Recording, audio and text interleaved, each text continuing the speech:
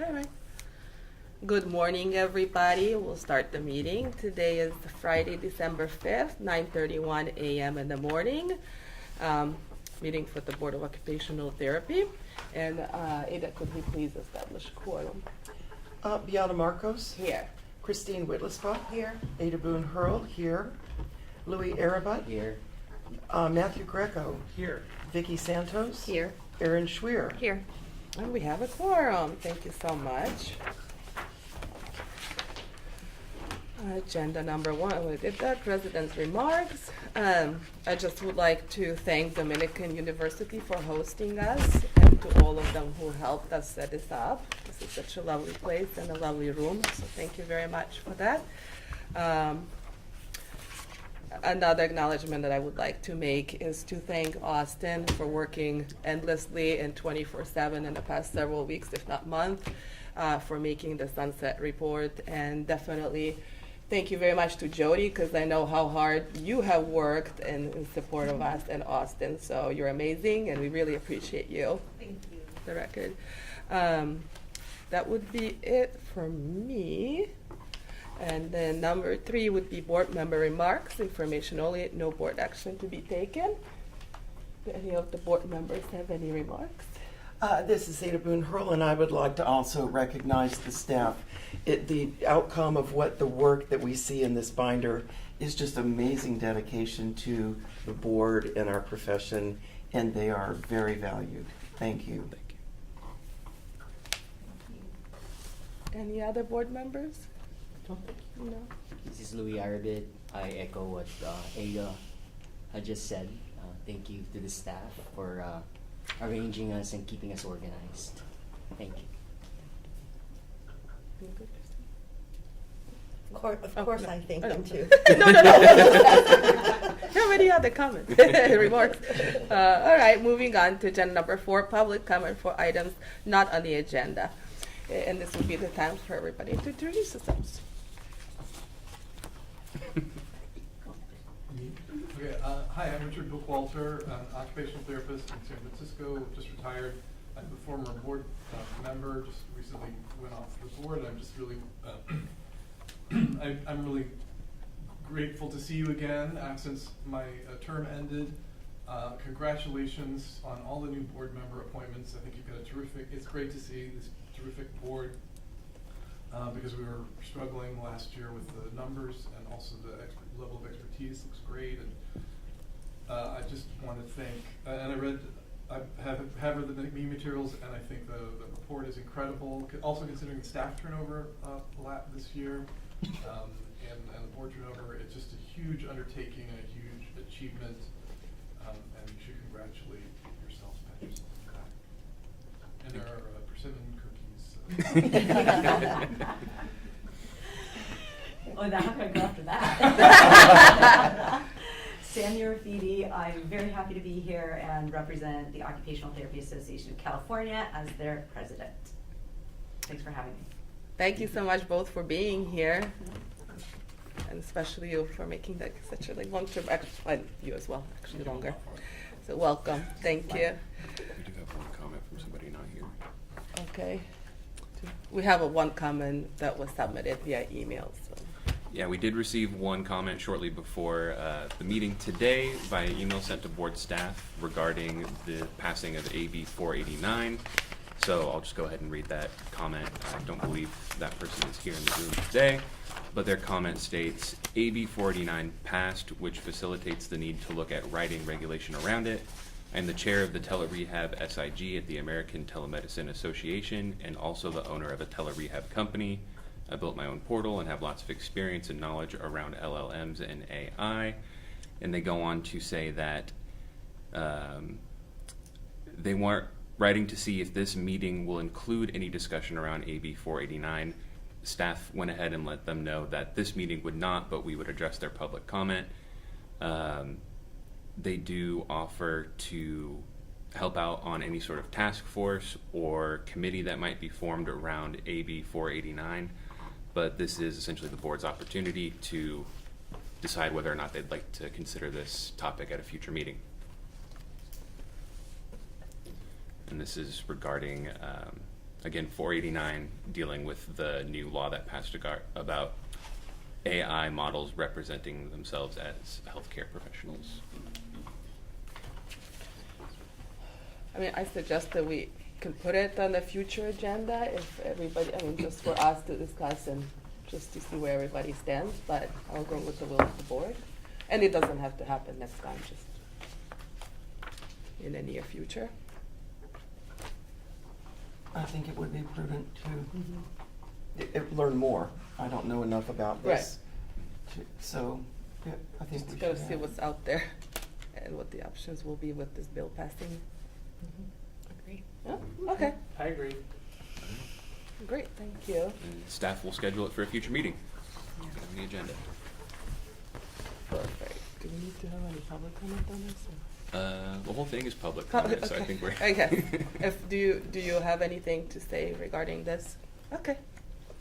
Perfect. Okay, since we don't have anybody else in the audience, in the public, agenda number 5, review and vote on the approval of the November 6, 2025 board meeting minutes.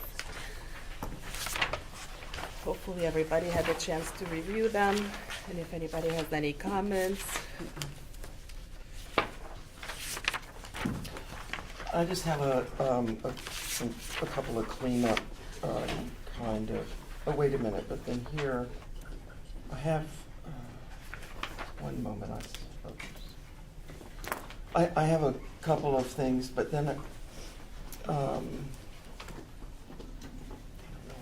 highlighted that. My apologies.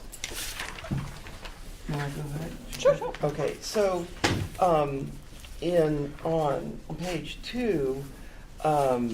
At first, I just wanted to correct a couple things about myself. The ROH goes at the end, Oh. and nearly 30 years, not over 30 years. And, well, I have to be honest, you know, I'm sworn to be honest. And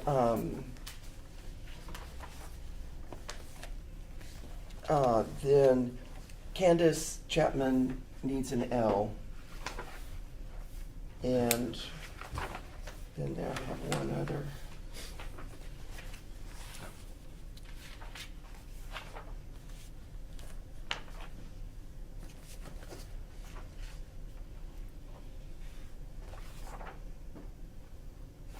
Okay, I think the rest of them were just me highlighting something for myself. Thank you. Thank you. Any other comments? All right, can somebody please make a motion to approve? Second. Perfect. Do we have any other board discussion? Do we have any public comments? No? Okay, let's take a roll, please. Beata Marcos? Yes. Christine Whitlisbach? Yes. Ada Boone Hurl, yes. Louis Arabit? Yes. Matthew Greco? Yes. Vicky Santos? Yes. Aaron Schwer? Yes. Great, motion carries. All right, agenda. 7 first. Okay. We're gonna, for now, skip number 6 and go to agenda number 7. Discussion and possible action to approve proposed language to amend Business and Professions Code Section 2570.16, or to fees. All right. Let's, And that'll be pretty far back in your packet, even though it's only one agenda item forward. But 6 is quite lengthy, so 7 is almost towards the end. And just to give a little bit of background on this agenda item, obviously the board has been discussing fees and fee increases for quite some time, and it's really been a topic of focus over the last few meetings. And the plan that has been settled on at this point in time was to increase the renewal fee for occupational therapists and occupational therapy assistants to $300 biannually. And that is still happening. That regulation package is still in process, and we expect that to take place by July of 2026. However, the discussion had always included the fact that that alone would not be sufficient to balance the board's fund. So we have been looking at the other incidental fees that the board charges. In fact, the board had a budget committee over the last few years or so that had taken a look at this in depth and made some recommendations to the board. But now that we are actually moving forward with the renewal fee increase, we have some recommended language on fee cap changes in legislation. So to clarify, none of this language that we are looking at and that the board is deciding whether or not they'd like to approve would in itself increase any fees. It simply sets new caps for what the board is able to charge through regulation. So in order to actually increase any fees, the board would then have to go and make another regulatory package to increase any of the fees within the bounds of this language if it's adopted. The first item after the memo in the materials is the Budget Committee's recommendation from 2024. And you can see in this language here, there are some clauses that actually set a fee amount and then they set a cap. The language that we're looking at today is a little bit different in that no fee amounts are set. There's only maximums set in the statute. But we can see the comparison between the two. So I think back in 2024, the Budget Committee had recommended a maximum of $500 for occupational therapist renewals, $400 for occupational therapy assistant renewals, increasing the initial application fee to $75 for OTs and $50 for OTAs. There was an increase proposed for limited permit fees, which is currently $100. This would have gone to $225, and for occupational therapist, and $125 for OTAs. A $200 advanced practice application fee, and some other miscellaneous fees set at $50 for some license verifications and duplicate licenses. That was back in 2024. In the course of doing the work to approve the regulatory package to increase renewal fees, board staff had worked with DCA's budget office to determine the costs of some of the services that the board provides, and that is what follows on the next 4 pages. You can see an estimated cost based on staff time and work and indirect cost allocation for processing an application. The same thing follows on the next page for issuing an initial license, and then for a renewal, and then that repeats again for OTAs. And you'll notice that the cost to the board is the same regardless of license type, but it's included there just for clarity. And then finally we arrive at the proposed language that we're looking at today. If the board decides to adopt this language, it would be included in the draft sunset report, or in the final sunset report, so that we could request the legislature make this change. Does anyone have any questions about the proposed fee caps? The question that came up in my mind is looking over at the prorated new graduate renewal. Would that, I know we haven't gotten deep into that in discussion and it's not here, but would that require then a future discussion when that goes into effect for fees for, say, a 12-month, and then you just got your new license and you have to renew 12 months later based on your birthday, for example? Right. So are you referring to how we have it set up now, in that if you apply for a license and you're approved, you'd be assigned a renewal or an expiration date based off of your birth month and birth year, and it might not be a full 2 years, so you get charged a prorated initial license fee?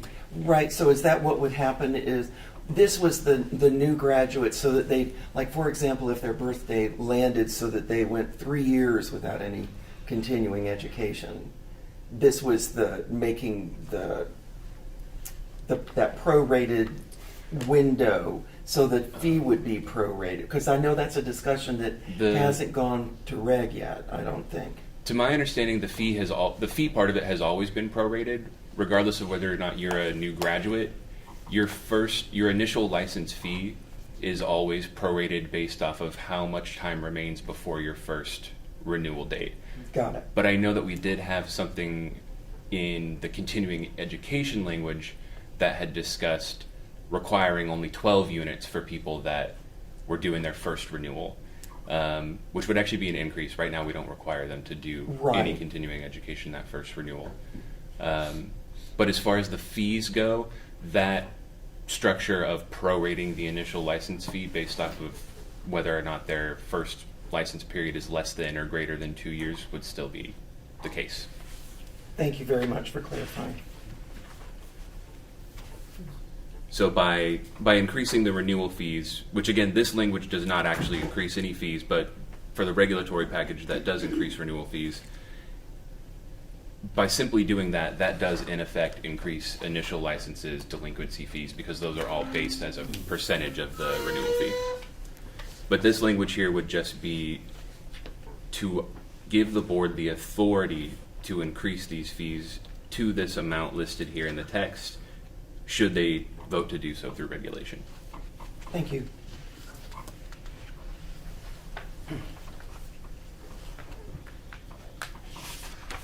And you can see that it's fairly similar to what the Budget Committee had recommended in 2024, with some slight differences just based off of the more recent workload cost examination that was conducted with the Budget Office. So this would have a fee cap on renewals for OTs of $500, a fee cap on renewals for OTAs of $450, and then the following fees would be capped. So a license fee or an initial application fee would be capped at $100 for either license type. The renewal fee is not to exceed 1/2 of the renewal fee. That is how things are in practice right now, but it's just worded a little bit more cleanly here. The board does not currently have any limitation in statute on what is charged for a limited permit fee, so that here in subsection 3 of the proposed language is left the same, just says that we have the authority to charge a limited permit fee. This would establish an authority to charge for an advanced practice application fee not to exceed $200, and then duplicate licenses and verification letters would all be set at $50. And retirement would also go up to a $50 fee for the retirement application rather than $25.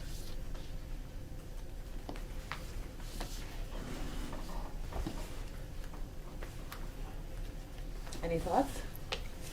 I have a question. Sure. So, legally, how often can we as a board increase fees? I don't think there's a Nope. limit. As often as we'd like, as long as it stays within a statutory maximum. We can increase, we can lower. It usually takes about a year for it to go through Office of Administrative Law, but we can always withdraw and refile. Generally, the process for regulatory change is so cumbersome that that's not really an issue. And this $500 is the cap. Is the cap. And okay. So I will say that, although, of course I don't speak for what the board might decide to do, but I believe the intention behind this language and with the whole start of the fee discussion was that the renewal fees would be set at this $300 amount. Cap. Sorry, 300, well, this would be a $500 cap. Oh, you're right. Yeah. We would do the regulation for the $300 renewal fee, and then we would seek legislative authority to have higher caps on all fees, but really only with the intention of increasing these like incidental fees, like the application fee, the duplicate license fees, and a retirement fee increase. At this point in time, I don't think the board has any intention of going up to a $500 cap, if that's the worry. It's really just so that if anything unforeseen in the next 4 years before we have another sunset review were to come up where we had to do that, we would have that ability. Otherwise, if we're already at our caps and a financial unexpected circumstance were to arise, then we would not really have any ability to increase revenue to account for that. So I don't think there's any intention to actually go to these fee caps. It's just so that we're not stuck between a rock and a hard place if anything happens. Thank you. It'd be nice to have a little protection. Yeah. I mean, so what's before us is if the board is okay with it, then we would have to have a motion to approve the proposed language to amend this. But we can have further discussion, however the board would like to proceed.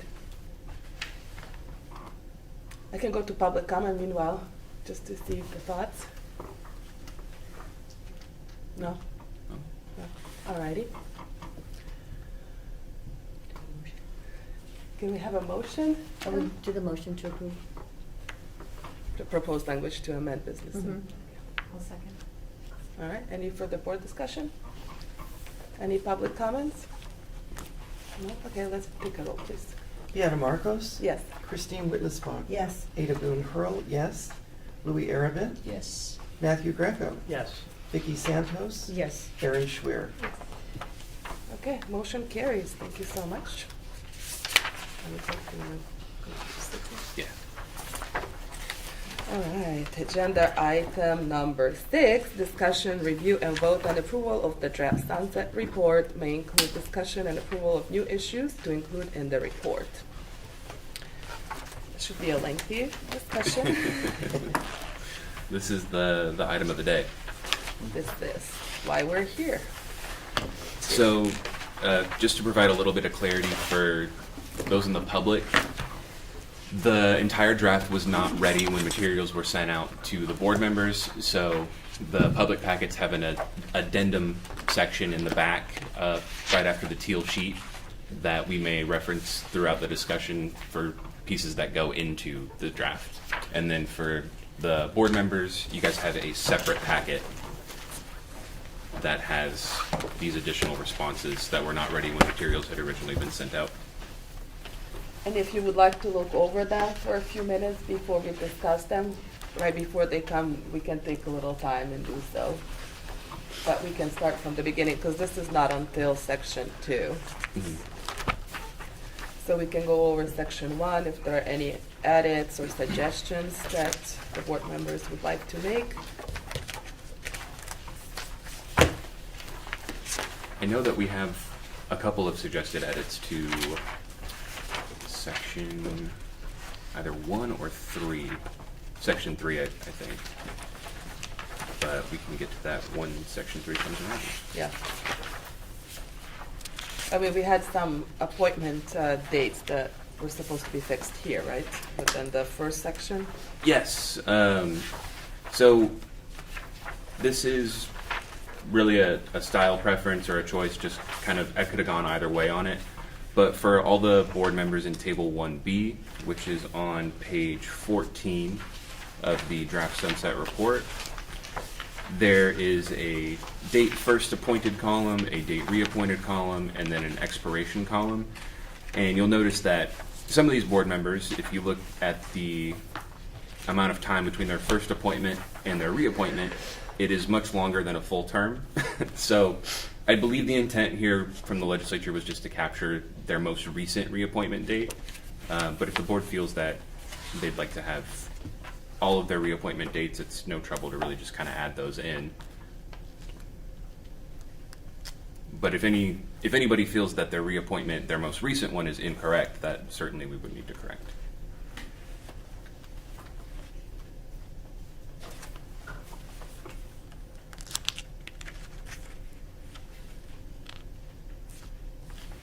Would there be any benefit in the view, from the reviewer's perspective, to show the full sequence of renewal? Or just that they've been, they started at this given time and this is when they'll expire? I think it's implied that it's sequential. Got it. Yeah.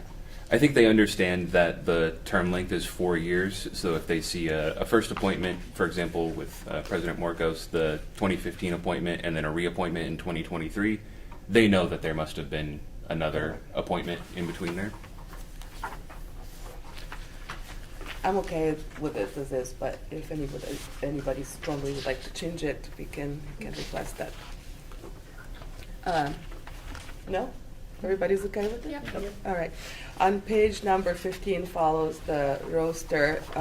We already have updated version for the fact that in the past 4 years, with the board unable to hold any meetings due to lack of quorum, this will be fixed to, yes, the first day of our meeting in January was canceled because we didn't have quorum, no matter how hard we tried, but so it kind of affected us, especially because we had strategic plan scheduled for both days, and so it kind of caused us a little hardship. So we'll fix that just so the legislator knows that it did happen.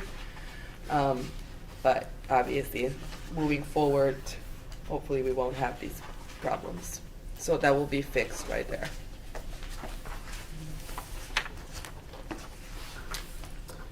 And then going forward, this is all from section 1. So the board has previously approved a draft version of this. We're just pointing out a few edits that have been made since then to this section. So for the most part, this should all be something that's been seen before, discussed before, and approved previously.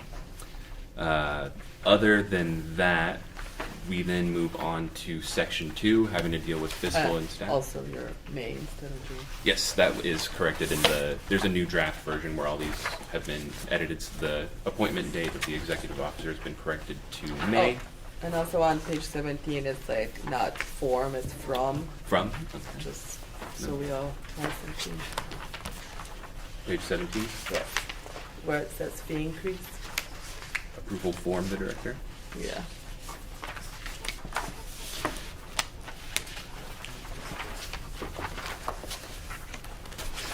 Any other discussion on section 1 or questions?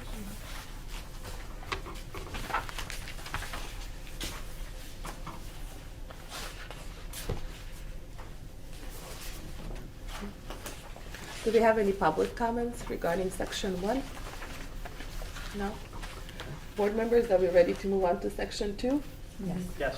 Okay. Let's do that. So this will be in your package if anybody would like a few minutes to look it over.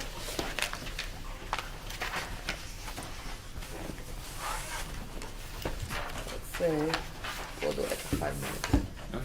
Yeah? Okay. So you have 5 minutes just to kind of see if you can find anything that you would like to make comment on.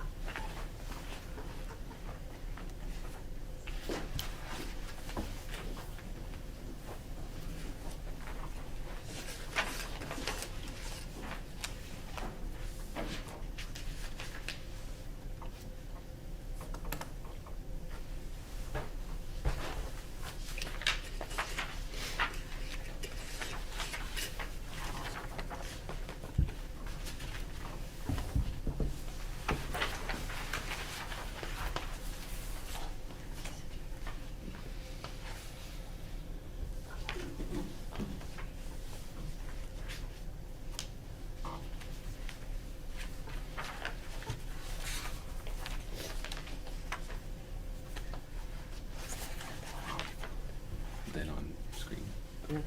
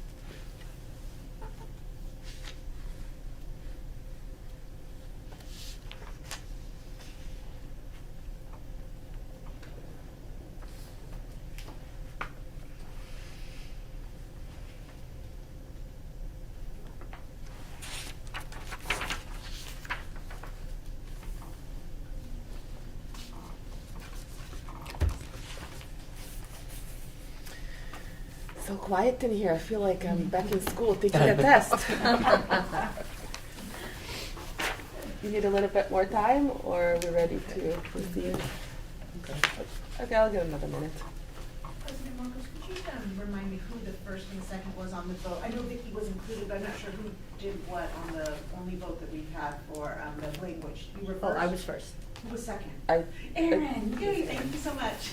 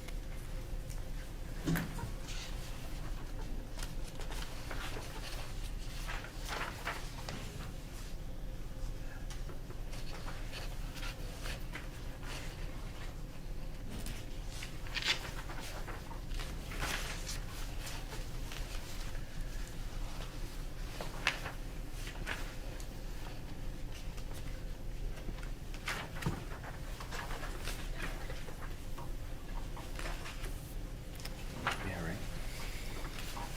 'Cause you guys didn't talk about it.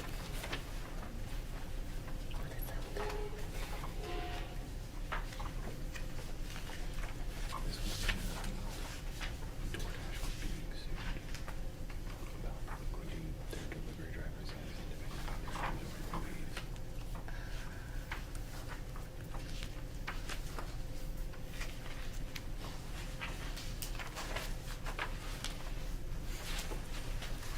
So if you take any questions, but I can also just kind of summarize and do questions.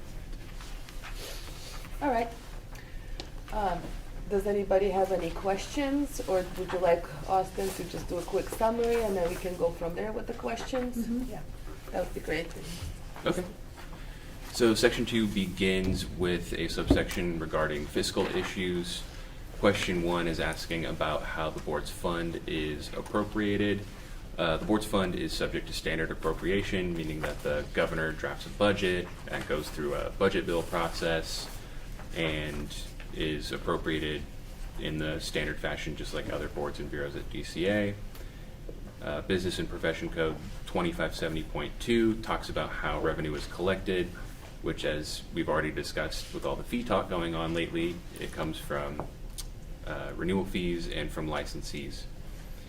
Then moving on to the fund condition, we talk about the board's current reserve level.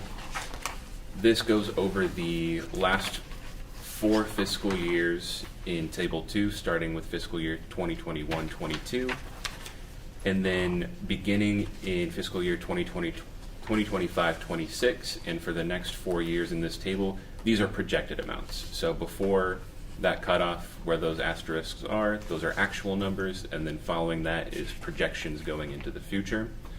But the analysis here is that we ended the last fiscal year with 4.9 months in reserve, and we are expected to run out of money in the fund by the end of fiscal year 2028-29, which is the same as what has been shown in the discussions regarding fees previously.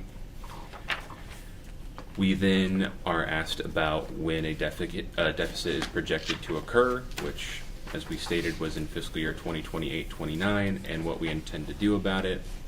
Again, discussing fees. This is maybe a bit of a more succinct summary of what we had discussed earlier regarding the language, but the board is currently working on a regulatory package to increase renewal fees for OT and OTA licenses to the current statutory cap of $300 biannually, and expects the fee increase to take place by July 1st, 2026. Delinquency fees and initial license fees are prorated, So those will increase respectively at the same time. It goes on to discuss how workload and revenue projections show that this fee increase will postpone insolvency for the board, but will not be sufficient to balance the fund. And for this reason, the board is seeking an increase to the statutory maximum allowed for renewal fees, application fees, and other various services that are already at the maximum allowed in statute.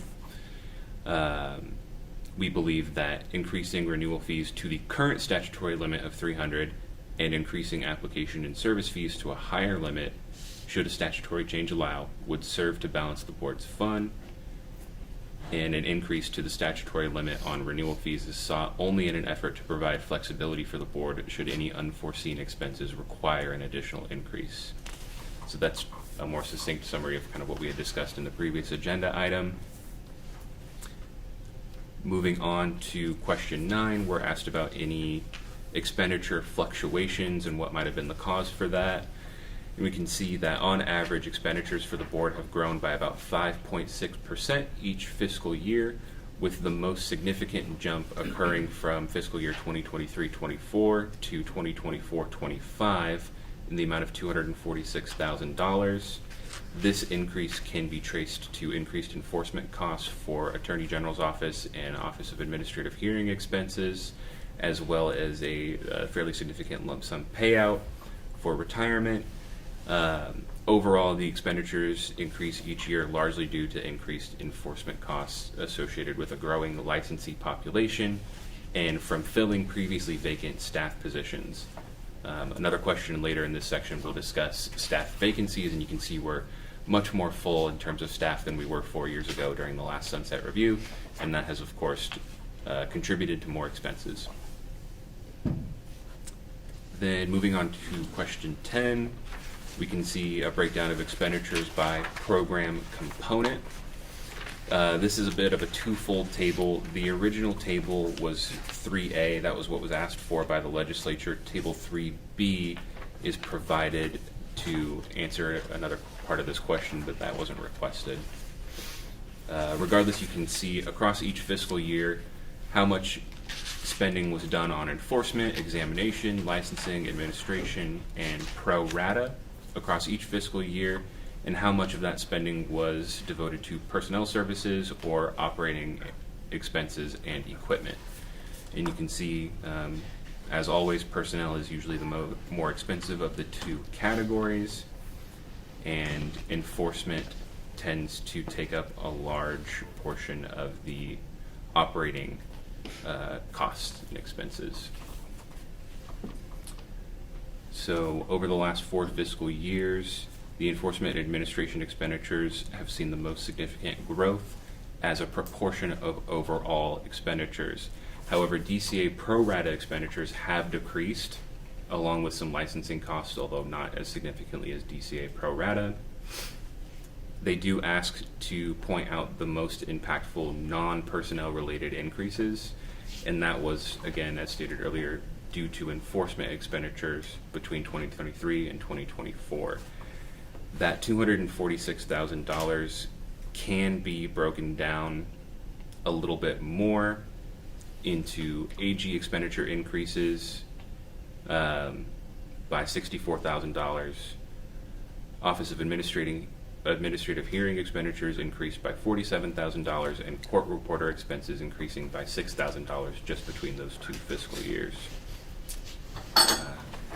Can I ask a question? Yeah. So why has DCA, well, first of all, what is DCA pro rata share, and why is that the line item that has decreased? Meaning, what are they doing right? Why are costs going down, if I'm reading that correctly? Yeah, that's a good question. So DCA pro rata is calculated by taking the various services that DCA provides to the boards and bureaus. So, for example, we'll be sending this report out to DCA's print services, and they will make a nice hardcover copy to distribute to the legislature. There are other services that DCA provides.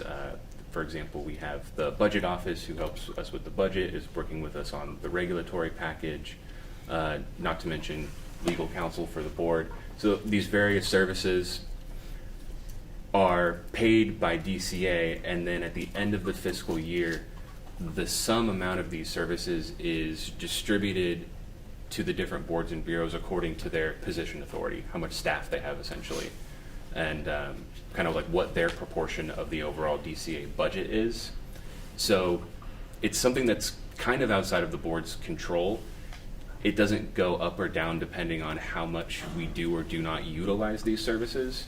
It goes up and down depending on how much the entirety of DCA boards and bureaus utilize these services and what proportion of overall budget authority we make up for in that. As far as why it has gone down, that would I'd have to look into. That'd be a question for DCA. So, but doesn't that speak to a potential, if they were to go back to a higher level? So for instance, I think if I understand you correctly, because even though we're fully staffed, it's a smaller staff, and proportion-wise, it would make sense to believe that other boards are growing in their staff. That would explain how we're using less of the staffing. Mhm. What happens if we go back just to normal? Doesn't that really create a hole? If we go from back to 31%, and we're at 20% right now, the difference would appear to be that's a potentially significant difference if we were to just go back to the way it was 2 years ago. Is that right? Yeah, absolutely. No, that's absolutely correct. If our proportion of DCA pro rata were to increase back to 31%, then what we've seen kind of over the last 4 years, right, is that enforcement costs and administration costs have increased, but that's been offset by the decrease in pro rata. So if pro rata goes back up to 30, well, percentage would be different, but if it goes back up to $850,000, then yeah, there wouldn't be a corresponding decrease elsewhere to offset that, and that would impact our fund condition even more. Thank you. Yeah, of course. Yeah, but it's just, unfortunately, it's not something that we really have any direct control over. I think there's a question from. Oh, Yeah, sorry, this is Richard. So I believe that, having been on this board before, the budget accounts for that potential increase that you add to the budget. I mean, I'm surprised to see this number because it's lower than I think I remember, if I remember right, what was in the budget for that expense, because you don't know what the expense is going to be. There's extra, usually added on that side of things, whereas this is an actual cost. Is that right? Yeah. So there is also there's DCA pro rata, and then there's statewide pro rata. Oh, okay. So it becomes a little bit. That includes things like Department of General Services and DOJ and stuff like that. So that is a separate cost as well. But to answer your question, it does. We do account for it in the budget, or DCA tries to. Like if they are going to end up charging us a lot more in the pro rata cost, they'll try and work it out so that we're not overexpending our budget authority, our expenditure authority. But even if we're not overspending our budget authority for the current year, it still impacts our fund. It's still our money from our fund that gets spent. So it's on a year-to-year basis, like within the year, it's not necessarily that impactful, but over time it can hurt the fund. Do board members have any questions regarding this? Okay. Then we'll move on, unless anyone else has any questions. Then we go on to business modernization, including contributions to the BREEZE program. For anybody who isn't aware, the BREEZE program is the online service that all of DCA boards and bureaus use to facilitate the application process, payments, really the online portal for licensees and applicants, as well as the public to make online complaints. Over the last 4 fiscal years, our board has paid a total of $252,000 into BREEZE, and we're considered to be in the maintenance mode. So that cost is much lower than it was when Breeze was first being implemented. That could fluctuate if we decide to request any major changes to our implementation of Breeze, although I don't think there's any plans for that in the near future. Then we go on to license renewal cycles. Again, this kind of ties back into our conversation from earlier, but since 2007, renewals have been biennial. Upon approval for licensure, applicants pay an initial license fee that is prorated based on the time remaining until their first renewal date. And then we have a chart on the following page that provides the fee history over the last 10 years. So you can see prior to 2017, fees were in the amount in the first column. We did a fee increase. This was not the most recent fee increase, but we did an increase on July 1st of 2017. And then the most recent one brought them to their current levels in 2021 in that third column there. And then you can see the corresponding statutory limit for each of those fees, as well as the Business and Professions Code Authority and California Code of Regulations section that specifies that fee amount.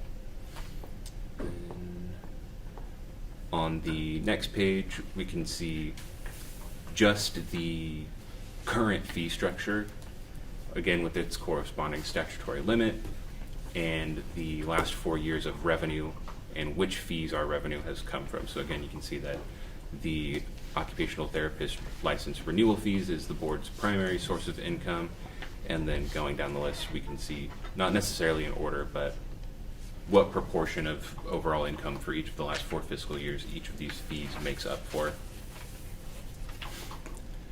Then we are asked about any budget change proposals. The board has not submitted any budget change proposals in the last 4 years.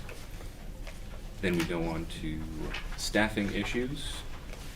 This is a much improved response compared to the last sunset report. I believe at that time we had been reporting about 6.5, 6.7 vacancies out of 17.7 authorized positions. Now we're up to only 2 vacant positions. And one of those is intentionally left vacant in anticipation of a position authority sweep. There was some budget letters from the governor in the last couple of years that had indicated that we would be losing some position authority and asked us to kind of identify a vacant position for what would be swept. So we've been keeping that one vacant. With that in consideration, we're really doing quite well. We only have 1 vacant position. And then we are asked about staff development efforts, and we can see that Solid, as discussed regarding the canceled meeting that helped us with our strategic planning, is a big resource there. They provide and offer a lot of trainings, and management is encouraging staff to take those trainings. A lot of them can be done online, self-paced. We do also occasionally have some in-person trainings. I believe we had one for diversity, equity, and inclusion for board staff and management last year. And then we're promoting upward mobility, skill enhancement, knowledge increase, and cross-training. We had some trainings on how to effectively utilize telework, and we are sharing email responses to practice questions with staff so that over time staff are becoming more informed over what scope of practice questions entail and the appropriate way to respond to those. And that brings us to the end of the fiscal and staff section 2 of the Sunset Report.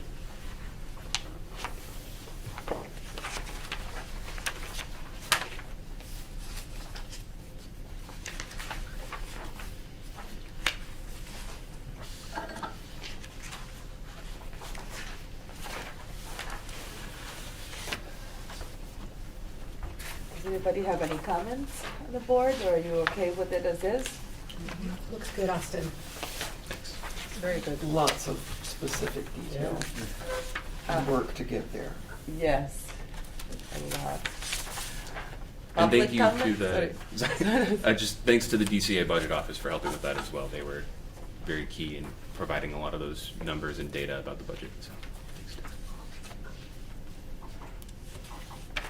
Thank you. I have- Richard?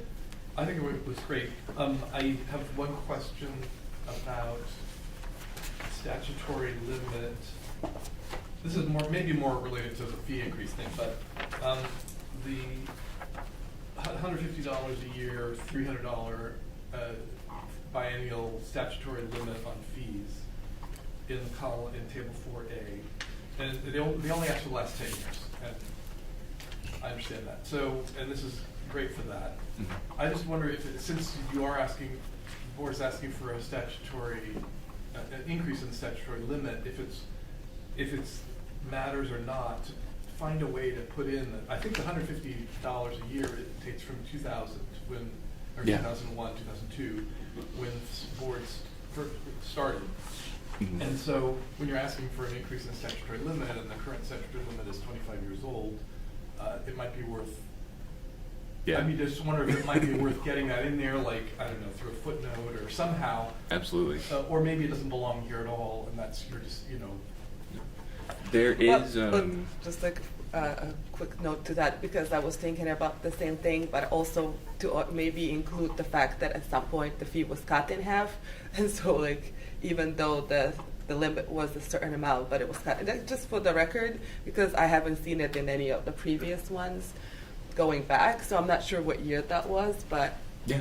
maybe that would be No, I think it's a great idea to cool for include the record. both of those things. There is a section on, well, section 10 or section 9 has to deal with issues identified in the last Sunset report. One of those issues, because we were still dealing with a fund imbalance at that time, specifically addresses the fact that we're asking for a fee increase. It's not in there currently, but we should definitely add it. But I think that would be the better spot for it. Samuel, do you have any comments?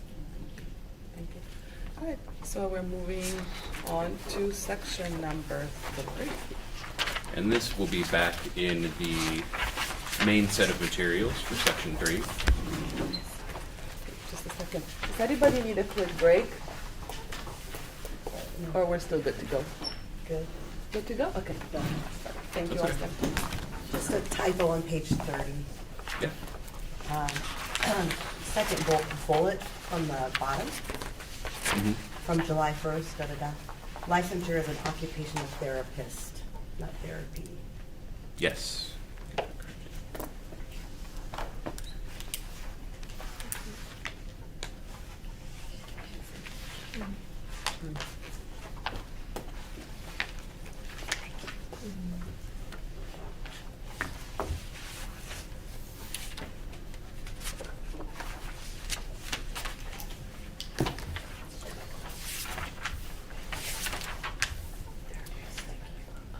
And this is another section that the board has seen and discussed and approved previously, but since this is kind of our last hurrah before this goes to print, it would be a good idea to get any final edits made here.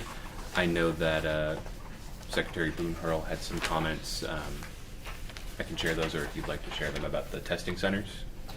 Yes, so let me find where we're at. Okay, so on page 32, partially, so just for an update, that at the top of the page in number 14, it's referencing Prometric Test Centers. And that has recently changed to Pearson View, which is in the process of changing its name to Pearson Professional Assessments and Pearson Professional Centers. So we would want to update that for, you know, what the current vendor of those tests are. And then so I'm going to just kind of go through those notations that I have, and then I can explain the current problem. Okay. So then in the second paragraph, candidates are encouraged to review, let's see. What page are you on? I'm on page 32 Okay. at the top. Number 14. Yes, question 14, and I'm going to second paragraph of that, where it says the candidates are encouraged to review the certification exam handbook. I would add in front of that the content outline, The content outline is more test specific and provides topics that are being tested on, and it just shows a deeper, awareness of what the process is and what the testing approach is. So content outline And examination handbook.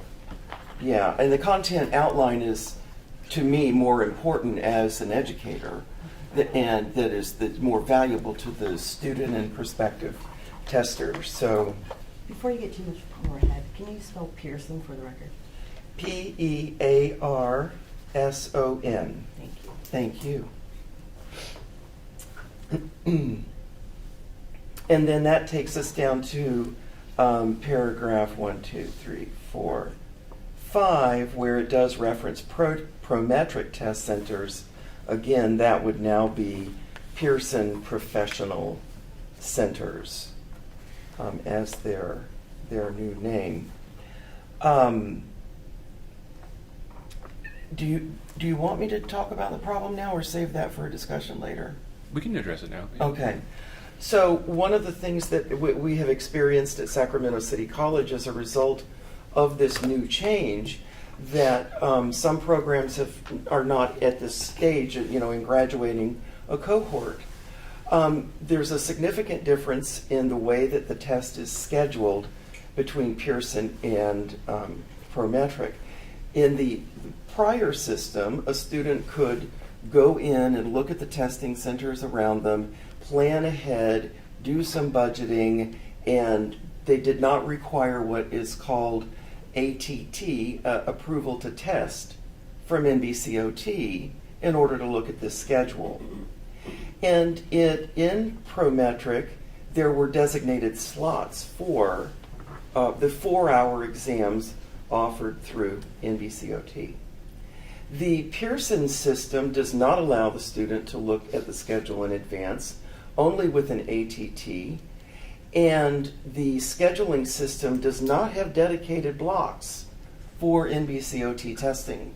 So it's just effectively an open swath of slots that one of the, any other of the multitudes of disciplines that test through the center, they just can come in and take that 4-hour slot, which banked around other slots has now just wiped out the 4 hours available to an NBCOT testing student. And so what it is resulting in that is, even though in Sacramento area we have 3 testing centers in that generic region, we have students from Sacramento City College who are now traveling 60 to 112 miles from home to get a test.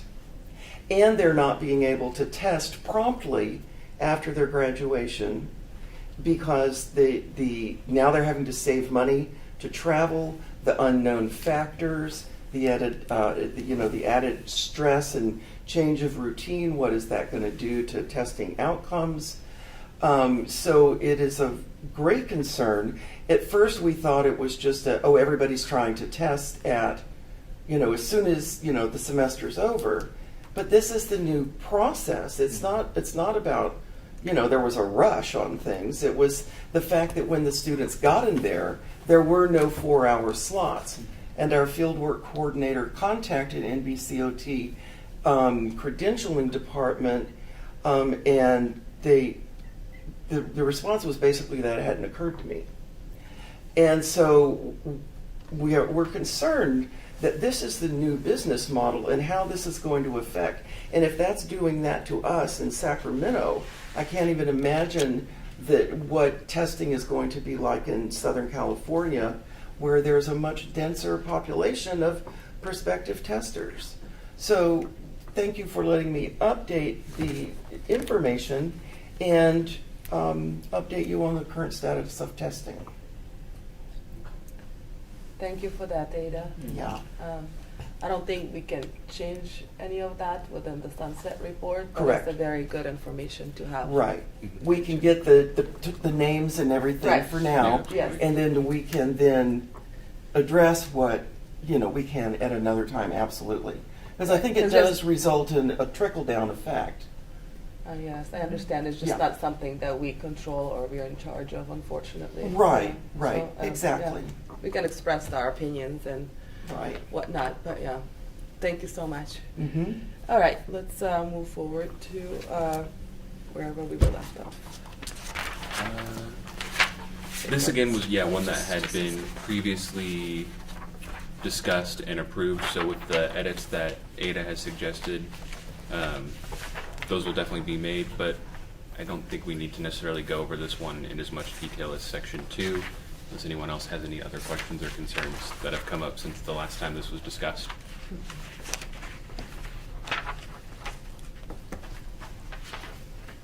Any public comment? Public comment? No? All right, should we move on to section number 4? Sure. Are we still okay without the break? Moving on to section number 4? It's okay. I just need to stand. Is that all right? Oh, that's We can okay, you move can on. stand. No, you just need to stand.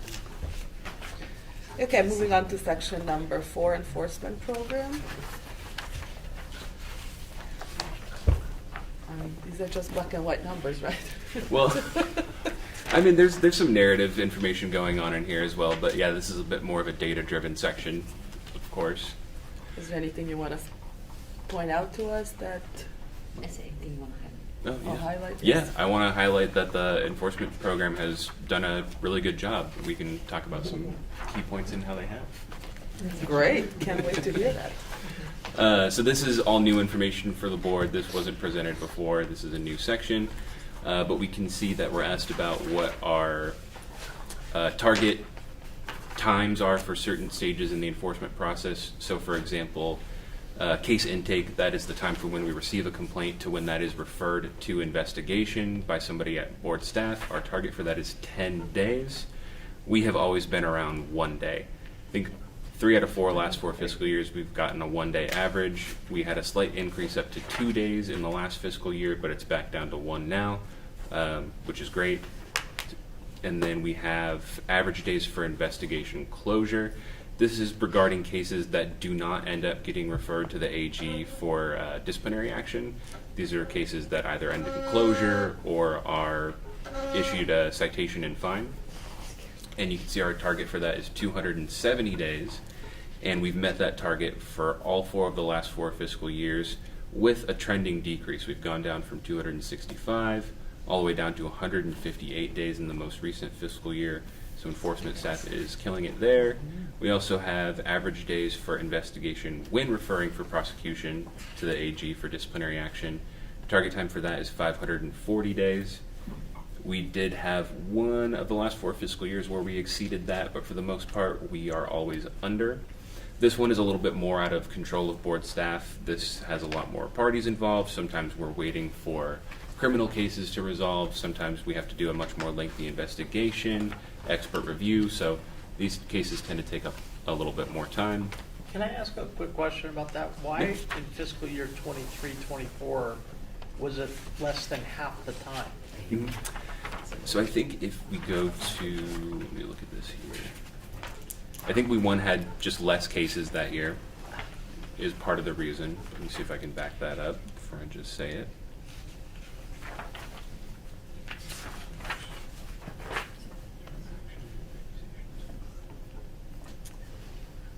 Yeah, we had 11 accusations, 10 accusations compared to 25 and 25 in the 2 following fiscal years, so it was a little bit less. It's really not so much a question, I think, of why is that year so low, but what contributed to the other years being higher than that.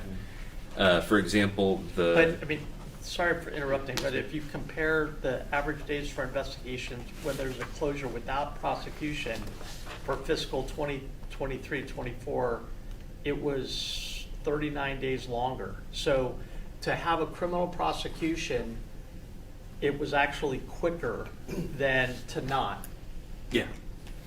It's not always because there's a criminal prosecution. So for example, in 21-22, this one, had to go to a D of I investigation, and then it was sent out to 2 expert consultants. These are occupational therapists and occupational therapy assistants that are contracted with board staff to review these enforcement cases. So that was what took up the most of the time, was that D of I investigation. So a sworn investigator is conducting interviews and stuff like that. So that adds a lot to the time. It's not necessarily always a criminal case that's the holdup. And in fiscal year 23-24, the things that went to the AG's office didn't require as long of a investigative period. So it was likely that the cases that went in that year were probably a little bit more, I don't want to say cut and dry or routine, but for example, one of the case types that we refer for discipline would be failure to abate a citation or unlicensed practice for an extended period of time. If that's the nature of the case, then the investigation can be done pretty quickly. If it's a failure to abate a citation, the board has the facts that we issued you an abatement order, you didn't comply with it, so there's not really an investigation that needs to take place. But for example, if it's a case involving patient harm or fraud or scope of practice issues, then we have to get D of I involved frequently, and that adds to the investigation time. So it would have to do with, to answer your question, I suppose the reason it's lower in that year is because the case types probably were more root and routine.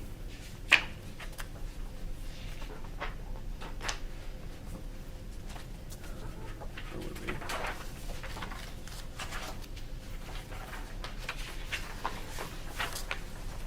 Then we have our probation target times, which are 10 days. We always meet that target.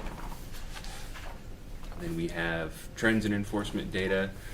This is another thing that I'd like to point out for the staff. We've doubled the amount of complaints received over the last 2 years. That doesn't really have to do with staff increasing the amount of complaints received, but they are handling those increased complaints quite well. It's doubled over the last 4 years from 513 to 1,012.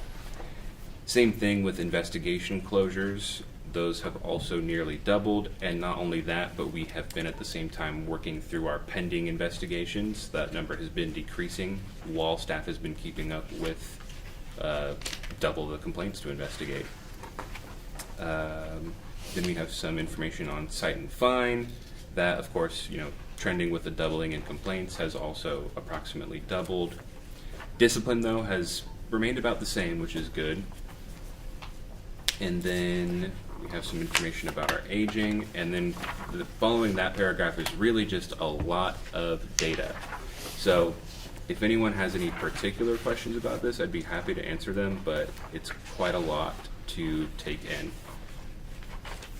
Essentially, we are starting with complaints. This kind of top to bottom follows the process of enforcement. So to begin with, the board receives a complaint. We have data about how many were received, how long it took to process those. Those are broken up by just regular complaints or criminal arrest record or conviction notifications. And then from there, those complaints move on to an investigation phase, which is the next main section of this table here. See how many were conducted by board staff, how many were referred to the Division of Investigation, what is the average time for investigation outcomes when they're sent to the AG versus when they're not. And then following an investigation, primarily what's going to happen is that a citation and fine will be issued, so we can see how many citations and fines over the last 4 fiscal years. We can see how many accusations were filed, and then we can see the discipline enacted, so how many AG cases, and then how many revocations, surrenders, suspensions, and whether those were from proposed decisions, default decisions, stipulations. We then have some information on probationers. You can see that the level of probationers has remained fairly constant. And then we can see some information about subsequent discipline, which thankfully has been pretty few and far between. We seem to get the correct action the first time. And then substance abusing licensees, this is more about probationers, how many are subject to drug testing. Petitions and diversion is something that doesn't particularly apply to this board. We don't have any data to report there. I have a question. Yeah. This is more about just me trying to figure out how to read this. On page 43 and 44, 43 under probation, there's a star after probationers told. But I don't see the key that says what that star means. The same thing on 44, there's stars after substance abuse licensees and diversion. Yeah, you're right. Those two, what does that mean? What are those? We need to add those footnotes back in, so I'm glad that you pointed that out. Okay. But the asterisk for probationers told just should provide a quick explanation of what that means. So these are probationers who are not practicing in the state of California, so they're not filling out their time on probation Oh, until it's just they. a definition of what? Yeah, it's just links to a okay. definition of Okay. told probationers. Same thing with substance abusing licensees. It says that these are people that are on probation for drug or alcohol related violations. And then diversion, we might actually remove that I was part going of to the say, table. since we don't have a diversion program, can we just remove it? Yeah. Okay.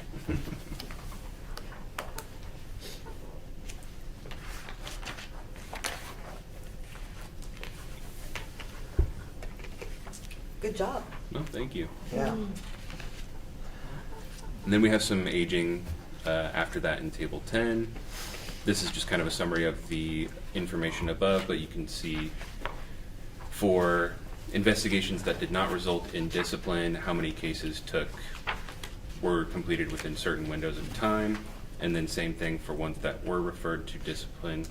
So, let's see. Going back to Member Greco, your question earlier, this we can see the breakdown of how many cases were closed within the first 1 year or 2 years. And you can see in 23-24, we had 15 out of 17 cases only in 1 year.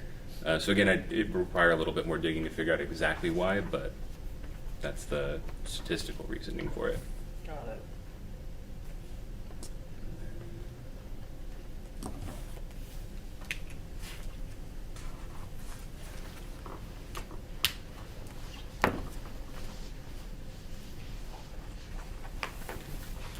And then if nobody has any other questions about that table, we can move on to the addendum. This is going to be page 7, titled Response to Insert 2, question 33. And this is just an attempt at providing sort of a succinct summary of what's in that table. And we can see there's been a slight increase in disciplinary action over the last 4 fiscal years. We've doubled the amount of attorney general cases. Disciplinary outcomes have increased in turn. But at such a small scale compared to the total licensee population, it is a bit difficult to sort of describe a trend. The numbers here are relatively low, so it's hard to kind of say that these are trending one way or the other. They're kind of jumping a little bit around. But on average, we've opened about 22 cases, or referred 22 cases to the AG, and ordered discipline about 13 times per year.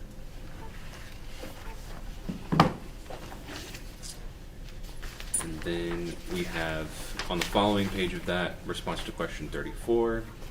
This has to deal with the board's complaint prioritization guidelines, as well as a brief summary of the board's formal disciplinary process. So the complaint prioritization guidelines are actually included in the attachments of the main report, but this was seen by the board, I believe, in 2009 first. It was provided from the Department of Consumer Affairs. They gave us their sort of baseline prioritization guidelines, and then the board discussed those and modified them to be appropriate for the types of cases that we see.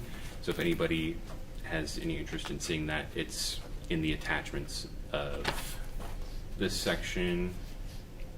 I believe it's nearly the last page. Yep, last piece of paper in your packet. So that is how the board prioritizes complaints. And then we can go over, well, we don't need to go over the disciplinary process, but this is just a brief summary. If anyone has anything to point out about it, that might be an error, but I don't know if anyone's interested in having me read the whole thing.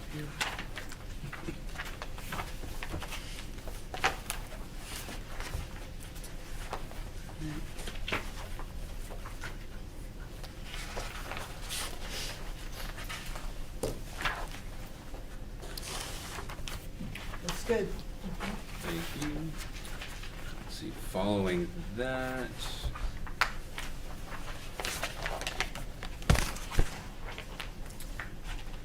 We're asked about mandatory reporting requirements. Of course, we do have mandatory reporting requirements. Where are you at now? Oh, sorry, this is back in the original packet, the main meeting materials, page 45.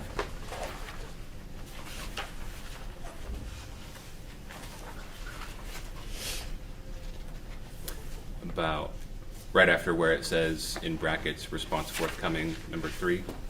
Okay, thank you. Mhm. This just discusses mandatory reporting requirements for the board. This is receiving arrest and criminal conviction notifications for licensees.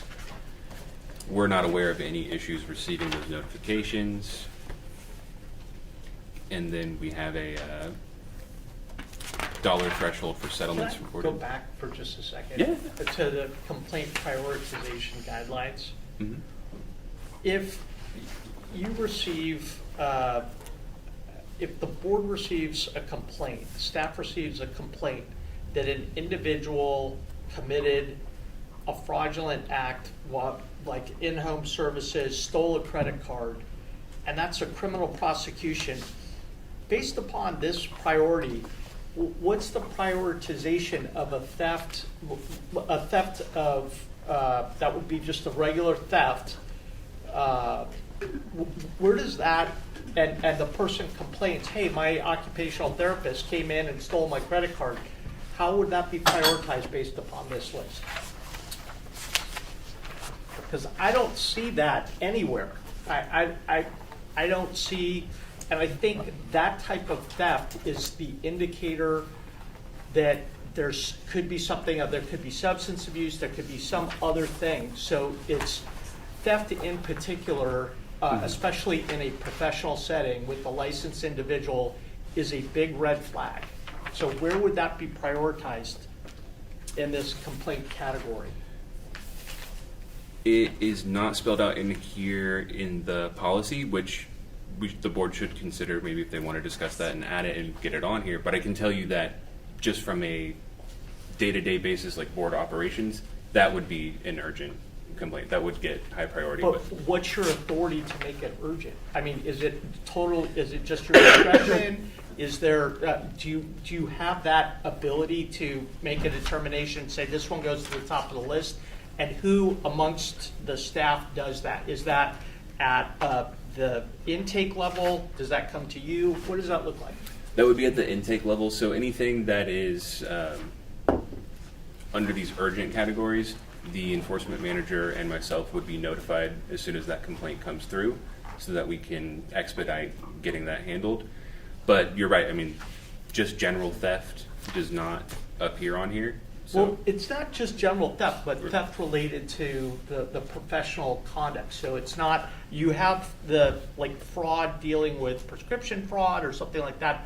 I was just thinking, because we prosecute those cases. I mean, we see those, I'm not going to say occupational therapists, but we see it with people that go into the home and that take with some professional capability, and it always ends up being substance abuse. There's other reasons for that. So, If I may. yeah. So one of the things is it's also fact-driven and how much we can prove within our own act. Unprofessional conduct is kind of a fuzzy thing. It's not as delineated as, say, assaulted your patient or whatnot.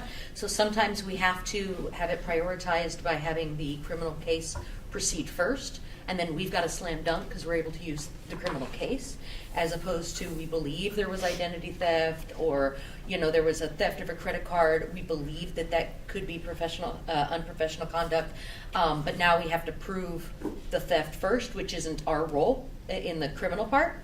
So with the fact-based issues, we use the act that we can definitely go on, and then we may need to prioritize the criminal action first in order for us to then be able to enforce our act with that. So it's a lot of fluctuating based upon the facts and what exactly was the incident and how much we can prove for our act, because we don't do the criminal section. So if that helps. So it gets a little messy, and it's really case by case basis when it's not specifically delineated in our act.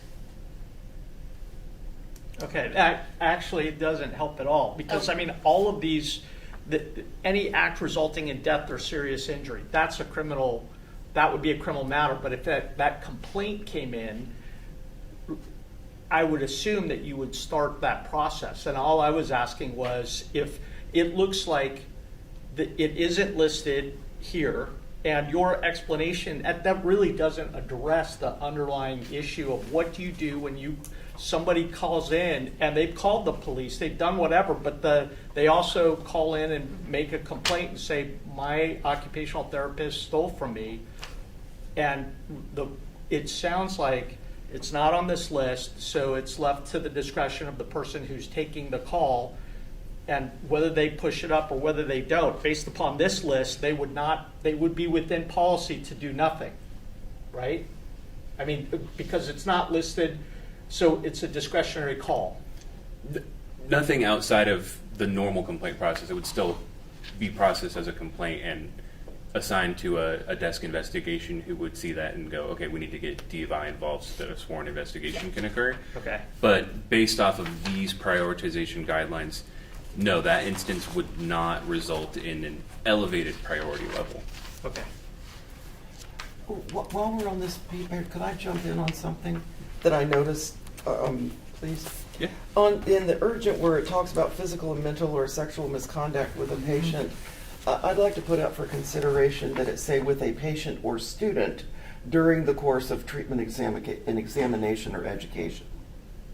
And I have reason for supporting that, because there's no language where we talk about the misconduct of educators in the process of occupational therapy. But the student is not licensed, and we. Well, it wouldn't be action against a But student. but the educator is, and they are performing sexual abuse or misconduct with a student. But that would go regardless on the record, right? Like whoever, if it's a student or a patient, you want to just specify to have it. What I think would be beneficial is to have specific language that a program can go to, because that has been needed in the past, that there wasn't language for educators. So we couldn't hang a hat on it because educator wasn't referenced. I think that might have to require a review of the statute. That would go under, there's other types of criminal issues which would then get us under unprofessional conduct, but patients are specifically protected under what we do. And of course, patient is a different type of category in that it is someone at a disadvantage, more or potentially at a greater disadvantage, someone in pain, someone on medication, a child, dementia, et cetera, as opposed to a someone in the education sector. But of course, we don't want our patients sexually abusing anybody. But it goes into the facts of what is our particular profession to practice, and then what we can get under things such as unprofessional conduct. So, but the patients are a group that is specifically delineated as who we have a duty to protect. Got it. So if we were to add this as a complaint category, it may be prioritized kind of like what we were talking about and what we can prove. But with our act, patients are delineated. Anybody else, we can get them, for unlicensed, but it creates a balance of substantively related and blah, not that we can't get there, but we have to get there through a different route than who we have an absolute duty to protect. Got it. So even if we were to add this, we would probably add it as a separate line as opposed to patient and. Got it. It would be patient here, students there, everybody else third kind of thing. But in order for us to have that, we may, that's starting to run into general crimes and more general issues as opposed to what we have a duty to protect. Right. I will say that if the board wants to look at the complaint prioritization guidelines in further detail and consider making some changes to it, that's something we could certainly do, but we would, in order to affect any changes, we would have to do that at a future meeting. Right. But Right. it seems like, people have some things to say about this, and there's some good points being brought up, so we might want to do that at a future meeting. But as far as for the sunset report, this is what the guidelines are currently, so they will have to go as is. Got it. Okay, thank you. But that's we definitely could- figure out where we could add to it. I So- would appreciate Yeah, that for we sure. could have that conversation. Thank you. Thank you. Appreciate it.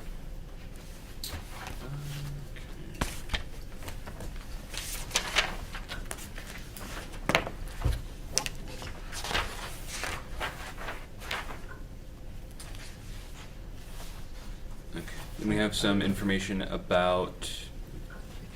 Oh, hey. Is there a place in the sunset report where you can talk about some of these issues, like hammering out some of these issues in the next 4 years? Like, for example, reviewing the Yeah. language around educators, disciplinary guidelines, and also reviewing the issue of deferring discipline based on outside investigations when we hear about something that seems urgent. Yeah, absolutely. There is, we'll get to, I believe it's section 10 that asks about new issues, and that's going to be it's good that we're getting this along the way, because one of the main things that we need to come up with today is anything that we would like to add to new issues. Absolutely. Okay.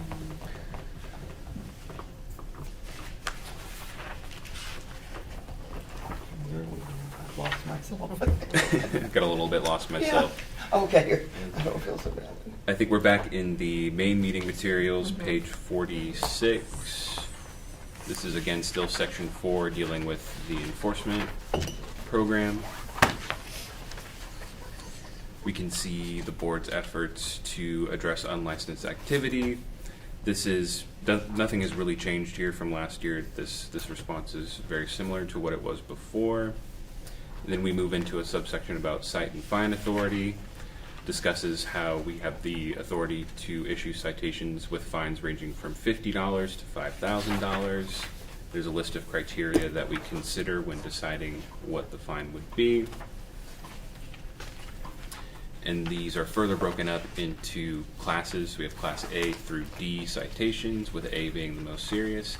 We don't generally issue a $5,000 citation. Usually if something that egregious has occurred, we're probably referring that for legal action, but we do have the authority there.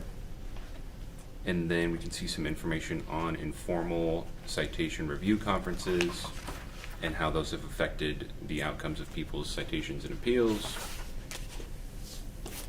And then on the next page, question 36, we have some information about cost recovery.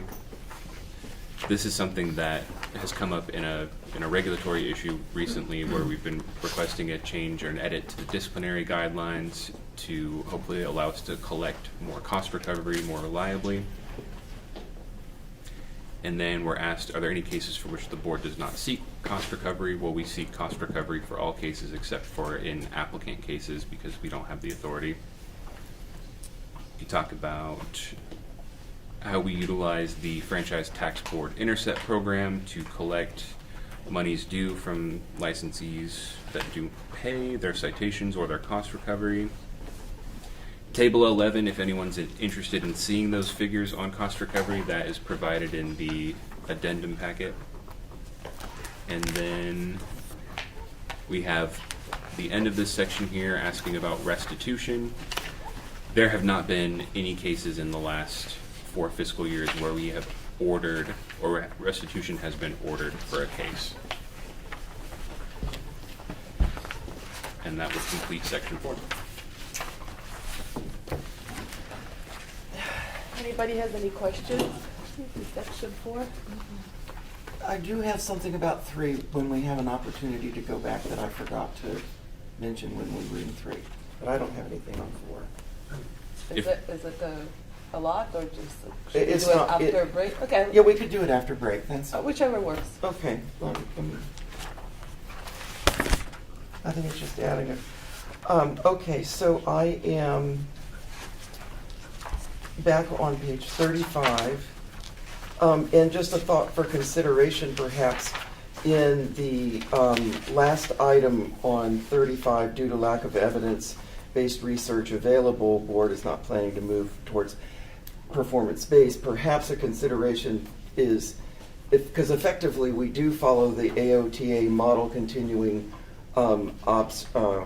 competency requirements, a resource for state OT regulation boards. I mean, that document, I know has come up previously in meetings, I can't cite when, but it is an AOTA document that provides guidance for state licensing boards regarding continuing education and types of continuing education. And so that would be a way of saying that we do have some kind of, professional support in the decision making, even though we're not going to performance based, because when we look at the AOTA document, it does not include performance based. So we're not headed there. When you say it doesn't include performance based, meaning it doesn't provide, like, it doesn't say like, oh, we found this is not effective. It just doesn't speak on it, or it doesn't address it as the model practice methods of continuing education. Gotcha. So maybe we don't have evidence regarding performance-based assessment, but we do have some evidence that suggests something else is a better option. Right, because it has different types of continuing education in that document. What was the name of that document? The AOTA Model Continuing Competency Requirements dash a resource for state OT regulatory boards and state agencies. And it's in the AOTA, it's under the core documents that are posted publicly on the AOTA website. There's several of them there, but that's where it can be accessed, and I can also just email one if it's also helpful. Perfect. Thank you. And then over on 32, down where we're on 32 at the bottom, where we're talking about the board has not been involved in development scoring analysis, again, because of the history with the needing to go through the test analysis, maybe adding this for consideration may help a little bit. Where the board has not been involved in the development, scoring, analysis, administration of the examination, but regularly reviews the NBCOT practice analysis. So maybe just recognizing that. And then, however, California licensed occupational therapists, I don't know if OTAs serve on this or not, but that would be something to clarify. But I would think maybe that they do, because these are what the role here is, where it says,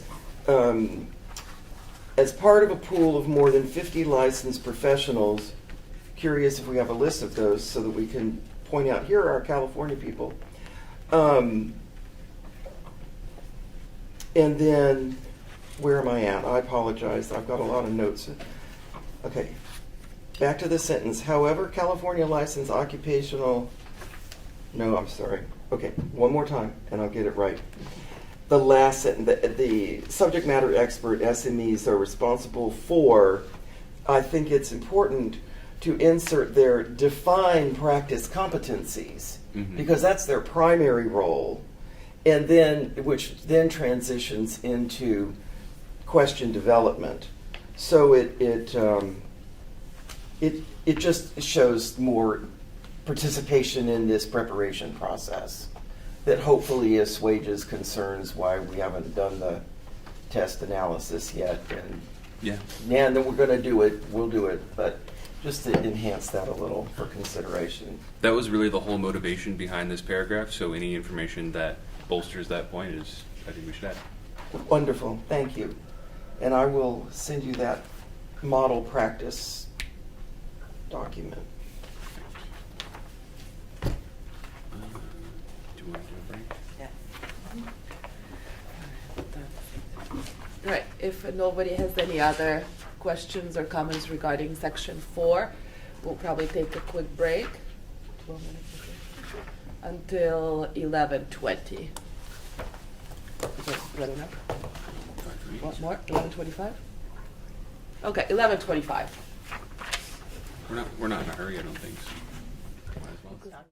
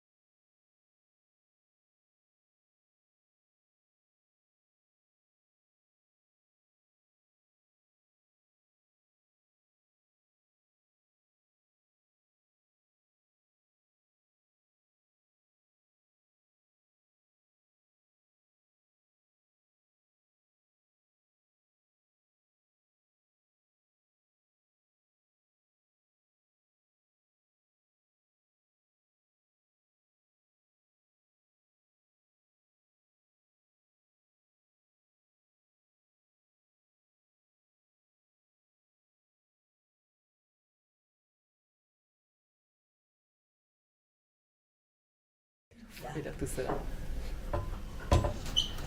Yes, thank you very much. It's 11:26. We're gonna restart the meeting. Ms. Secretary, could we please reestablish the quorum?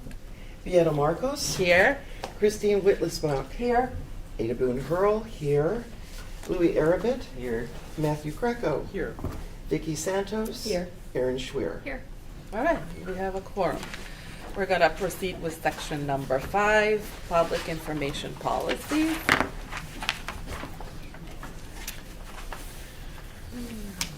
From this point onward until we get to section 9, this is all information that was provided in the original packet, so there's nothing from the addendum until we get to section 9. But section 5 goes over public information policies. This discusses how we use the internet to keep the public as well as other stakeholders informed of board activity. Discusses how we use the board's website to post the meeting agendas, meeting schedule. Discusses briefly our use of social media. We have a Twitter and an Instagram account that we use to send out alerts about meetings. It asks us if we establish an annual meeting calendar, which we certainly do. And then we have questions about public notice of accusations or violations for licensees. So we do, although we're not one of the specified entities in Business and Profession Code, Section 27, which is what details how this information should be posted publicly, we have adopted that in terms of how we present violation information to the public. So we are in line with that, even though we're not specified in that subsection. And then we have our own website, which provides a disciplinary actions page. So any disciplinary action gets posted on there, as well as current probationers. Then we also have information about complaint data that gets posted. And we're asked about the information we provide to the public regarding licensees. Essentially, that just boils down to name, license type, license number, status, and then whether or not they've been approved for any advanced practice services. And then we don't provide their full address of record to the public on our website, but we do provide the county where their address of record is.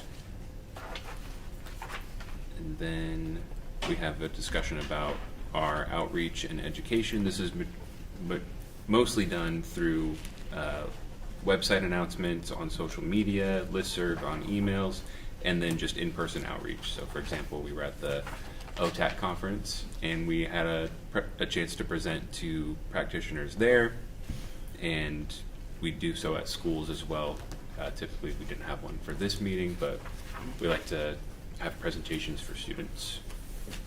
Does anyone have any questions or comments on information policies? The email requirements, that would be in the future issues or something that? Yes, that actually is in section 10, new Okay. issues, and there's some Right. proposed language there. I know I saw it somewhere. Any board members have any questions, comments regarding this? No? Okay, I think then this was successfully done. Thank you. Let's move on to section number 7. 6. 6, sorry. Oh, okay. It's a small one. Online practice issues. So this Oh, discusses well, online practice, and we started off with stating that we're not really aware of any, we don't have, the board itself doesn't have any accurate methods of determining how many licensees are doing telehealth. We know that it certainly happens, but we don't have any way of verifying what proportion of them or how much of their practice is telehealth. But we do have regulations in place for that. Some amendments that we had adopted to Code Section 4172 to clarify and define standards for providing occupational therapy services via telehealth. And that is further detailed in the paragraph below, stating that an occupational therapist does not need to obtain a patient or client's consent for subsequent health subsequent telehealth services once the patient or client initially consents to receive those services. Other amendments were made to section 4176. And then we move on to how we regulate online and internet business practices outside of California. Fortunately, we don't have much control over that. We can only regulate what occurs in California by a California licensee.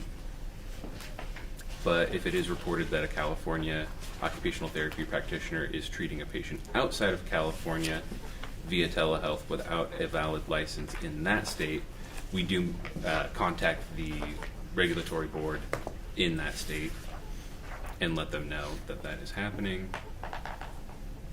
And then we're also asked if we would need any additional statutory authority or clarification to more effectively regulate online practice. Can I ask a question about that? Yeah. If somebody is licensed in California and they're practicing in using telehealth in another state, would that be a violation of their license here in California? And if it isn't, could the license requirement in California be that you not practice in other states without valid licenses so that we could sanction the person here? I can only speak to what it currently is. I don't know what we would have the authority to do, but what it currently is if they don't have, we're operating under the assumption that they don't have a license in that other state, right? Right. Then we would let that state regulatory board know, but we wouldn't have any authority because it's not a violation of our Practice Act to provide services in a different state. That you're unlicensed in. Right. Because we don't have the jurisdiction to regulate what they do in another state. Now, if that other state finds out about that, which we would let them know, and they do an investigation, and they receive a citation or discipline for that, then we do have the ability to take action based off the fact that they have received discipline in another state. Correct. Okay, Samia? I love this question. Thank you for giving me voice. This is Samia Rafidi. I'm curious about the ethics of that too. I mean, could the board address the ethics of working in a state that you don't have a license to practice in? Yeah. Because don't we have ethical standards? So our jurisdiction is for California and the protection of Californians in particular. And then we take the fact that they have been disciplined in another state as something that we can discipline for here, but it's up to that state to determine whether or not they are compliant over there. So we cannot control that they are being unethical in Kansas. Kansas has to make that determination, and then we use that as our basis here. But if Kansas is fine, or they don't have a requirement for licensing there, or they have exceptions there that maybe we don't have here, then, for example, and it also gets into jurisdictional issues for what you need a license for and what you don't. But say in Arizona, a chiropractor can assist with birth, and in California you cannot. Well, we do not authorize you to assist with birth, but Arizona does. But if they're assisting with birth and they're not supposed to in Arizona, but it's okay because you don't even need a license for that, or whatever the deal is. So other jurisdictions handle their jurisdictions. If it results in discipline, then we can assist. And that's consistent across the California licensing boards. Thank you. Thank you, Helen. So essentially, the only way we can protect that person, the only way we can find out if that person is actually practicing in another state is they need to report to us. That's the only way. Yeah. Because they could be practicing in another state and not tell us. Because as a board, I think that's our duty to tell that state, right? Like what you said. Yes. So But if they don't tell us, then we won't know. Mhm. We can only know what is reported to us. Yeah, exactly. Yeah, I mean, whether that be from another regulatory agency or a consumer, right? Yeah. Whether that be a California consumer or a consumer from another state. So I don't know how we would what other means we would have for finding out that somebody is doing that. And do we have a number of people that actually are reported practicing telehealth? Do we keep track of that at all in California? No, we don't know how many of the licensee population are providing telehealth services. They're not required to report it to us.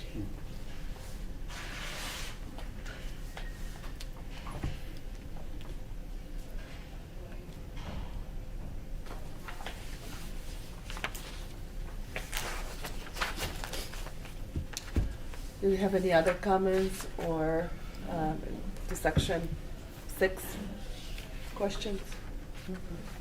No? Any public comments? No?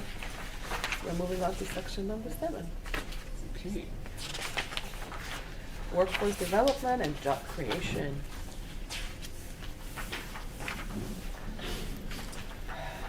All right, section 7 goes over workforce development and job creation. The first question here is very open-ended. What actions has the board taken in terms of workforce development? Actually, just in this very room last year, we had the culmination of one of our ad hoc committees on supervision standards to align the current supervision regulatory language with the needs of the occupational therapy profession while ensuring consumer safety. And that is a regulatory package that is currently being worked on to adjust those supervision ratios. And that is something that we've included here because we believe that it helps develop the workforce in terms of how many OTAs can essentially provide services while adhering to supervision guidelines. Then we're asked about the impact of licensing delays. We haven't had any significant licensing delays. We're well within our targets for issuing licenses. It's a 30-day target time, and we're always well within that. So we haven't conducted any formal assessment. There's some information here about the outreach sessions that are conducted for soon-to-be graduates about obtaining a license and how to do that in the most efficient way. And then we have a question about barriers to licensure in employment. We're not aware of any statutory barriers or inefficiencies for processing applications. It's fairly consistent across licensure boards throughout the country. And then we go into workforce development data. So this is something that ties into when you do an application on the Breeze system, there is a survey about demographic data, and that is collected by the Department of Healthcare Access and Innovation, HCAI. They have a database of all that, and that data set can be accessed at the link below. So we do collect that information.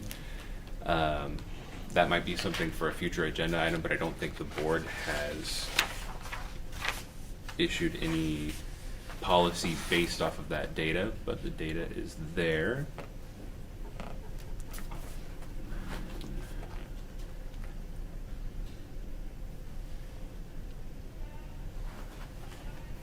And we're asked about training programs due to the budget and more importantly the fund of the board. We haven't had the funds to fund any training programs for licensees or really contract any studies on workforce shortages or training programs, but we do point out here that we rely on the associations and schools, and they're providing training and conducting research, which is helpful in informing the board's decisions.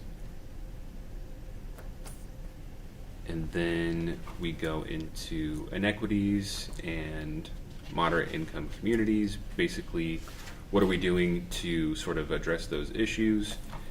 And you can see the bullet points here go over some key things that have been done. We've enrolled staff in diversity, equity, and inclusion training. We have partnered with DCA to implement the Federal Service Member Civil Relief Act, which expedites and waives fees for spouses of active duty military personnel. We go to presentations at OTAC. And then executive officer makes presentations.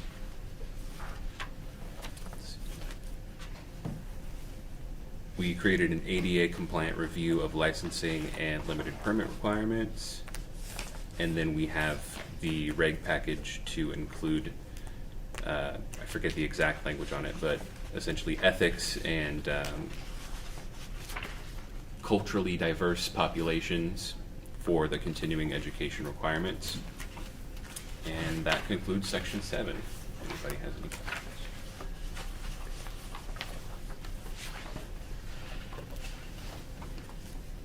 Any public comment? Any board comments?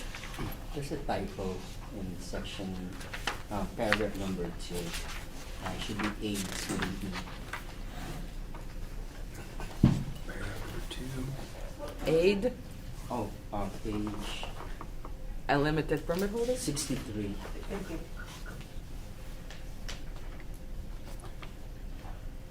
Second paragraph. It's a pretty big paragraph. Oh, gotcha.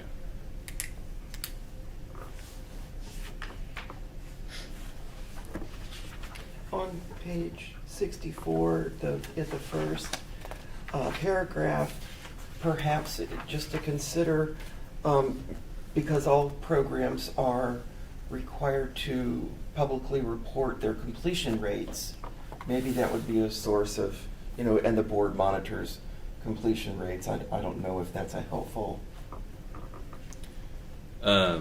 Completion rates of annual completion rates, so that we see the number of graduates. We have to report the most recent 3 years, so the board could go, if you needed some data, you could get the completion rates throughout the state of every program for the past 3 years. People completing their program, is that what you mean? Yeah. Yeah, that's good. for educational programs. Yeah, if that's a helpful source of something. Yeah. We can add that in there, just to show that, it's not a training, the fine line between education and training, I suppose, but I think it's certainly relevant to what they're getting at here.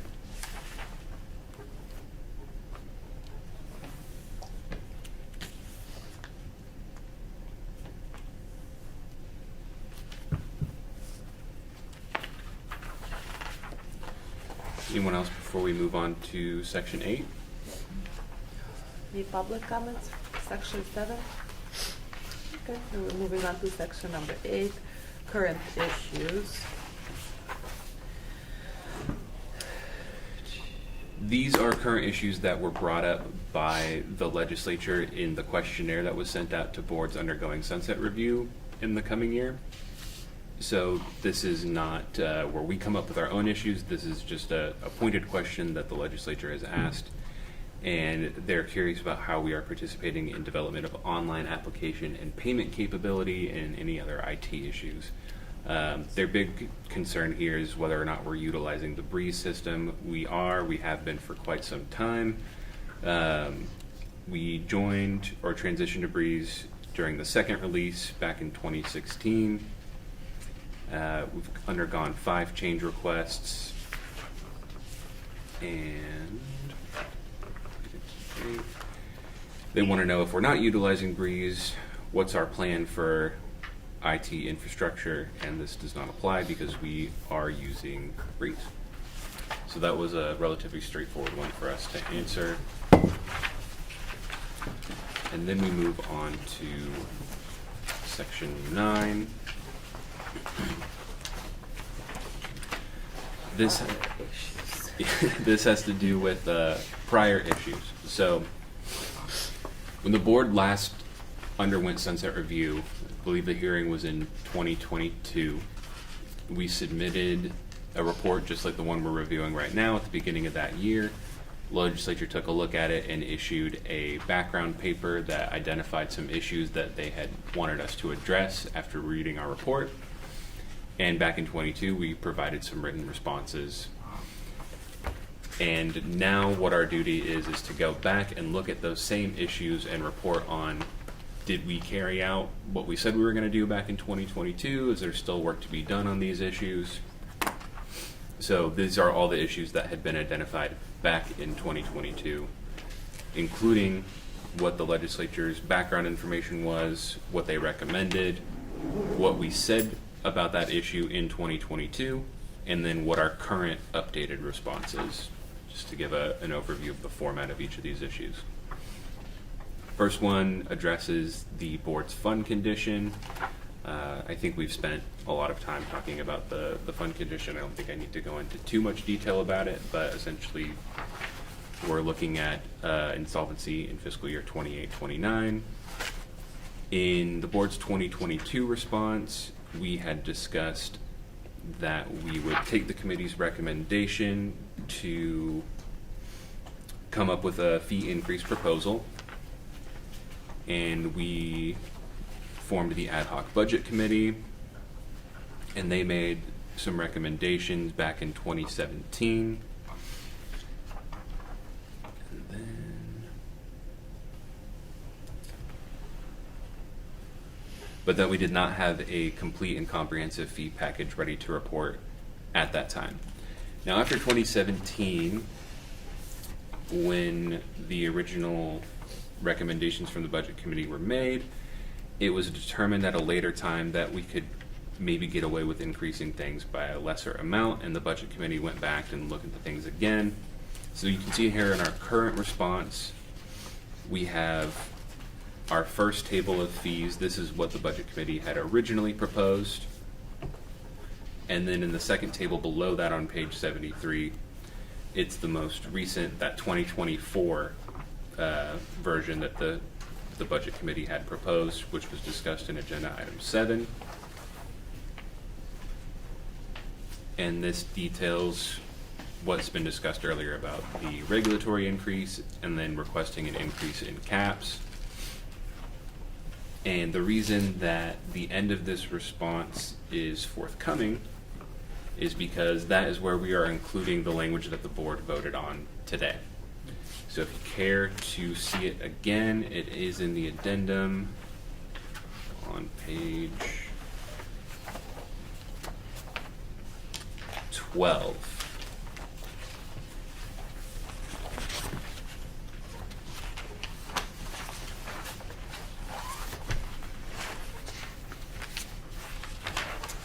So the response would then conclude what's already in the main packet to say that to fully address the fund imbalance and prepare for the future, the board is seeking changes to statutory maximums for some fees. The board has approved the following draft language. We would have amended that if you guys hadn't approved it, but we did. Do we have any questions before I go on? And then we explained that we feel that this fee structure would balance the board's fund and allow us to remain solvent. Okay. Moving on to issue number 2, staff vacancies. As mentioned earlier, back in 2022, we were reporting 6.5 vacant positions, which is a particularly high vacancy rate.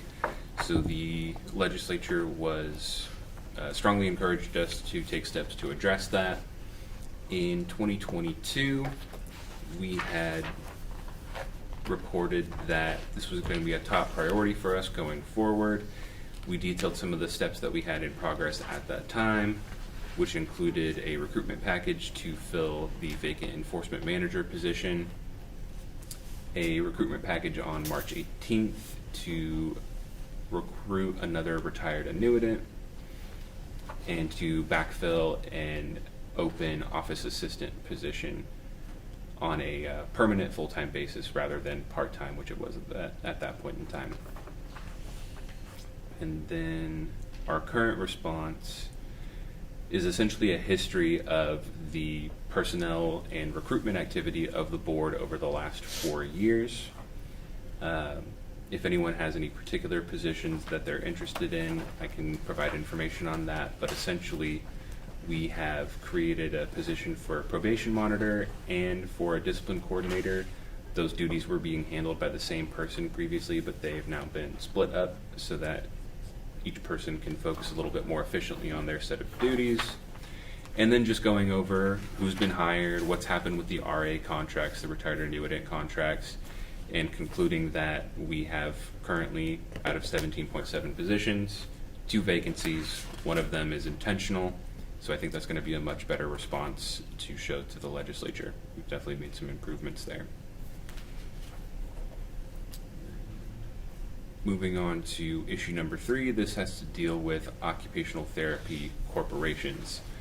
This is related to the Moscow-Knox Professional Corporation Act. And this, I believe we got what we asked for back then. They had asked us if we needed anything in the Practice Act, and we had written in a letter of support of the last sunset bill that we were requesting some language, and that was provided.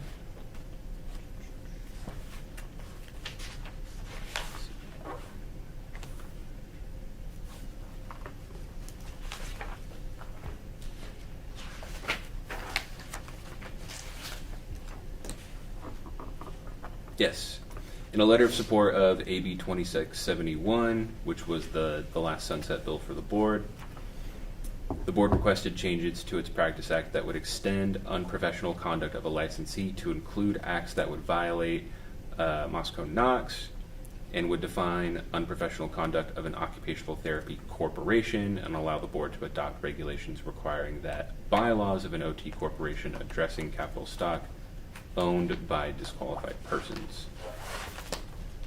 And then we had also requested changes to the Professional Corporations Act that would exempt OT corporations from being required to obtain a certificate of registration in order to render professional services.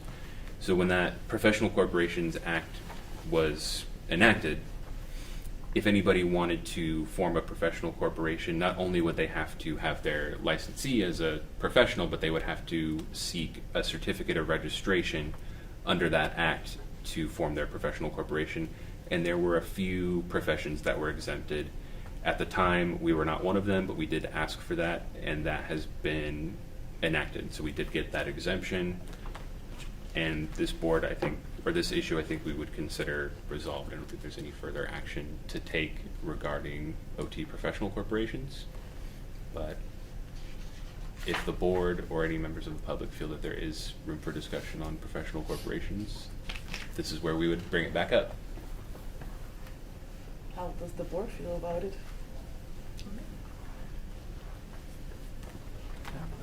Yeah, no issues. All right. Any public comments regarding this? No? Good, thank you.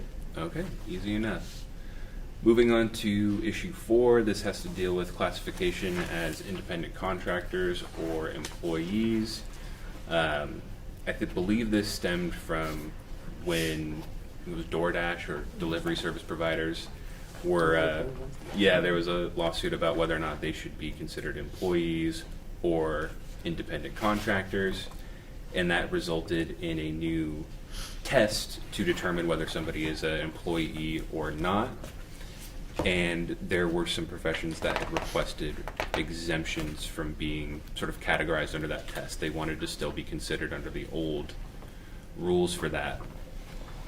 In 2022, we had advised that because there was a prevalence of occupational therapists who are independent contractors, there would be value in discussing an exemption to the labor code for contracting OTs at a future board meeting, and that we would work with stakeholders to notify the legislative committees before submitting any proposals. That was back in 2022. We did touch on it. It looks like the board discussed this in the May 2022 meeting. Discussion led to the board deciding to seek an exemption to the AB 5, Assembly Bill 5 under Labor Code 2783. However, I was not able to find any language drafted or voted on for what that would look like, or any efforts to find a bill author. So that was back in 2022. The response here says that we look forward to drafting and reviewing exemption language and finding a bill author.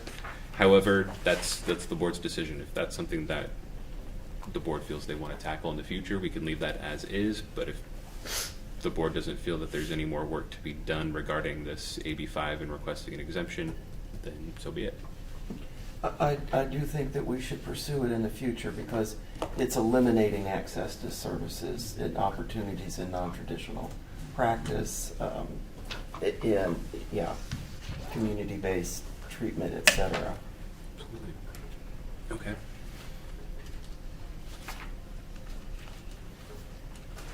Any public comment?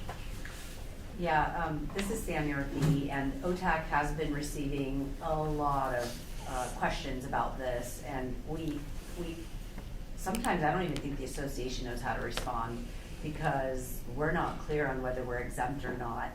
And we connect with our physical therapy colleagues, and they send us what they tell their clinicians, but I think this is very much worthwhile, especially with the aging population, home modifications and adaptations in the home, and people wanting to do that independent contract work.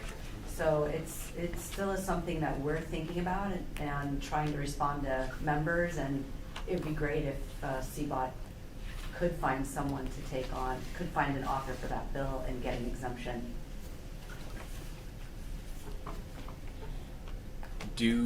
This might be a good time to consider, we don't have any language drafted to review right now, but we do get to ask for things in the sunset review process. So this is something that could be, we could ask for the exemption here. We haven't reviewed any legislation yet or legislative language, but I don't know, is it appropriate to take that vote? I don't know how the agenda works on that. We cannot. Okay. Then we might have to agendize it for a future meeting, but we could still bring it up at the hearing.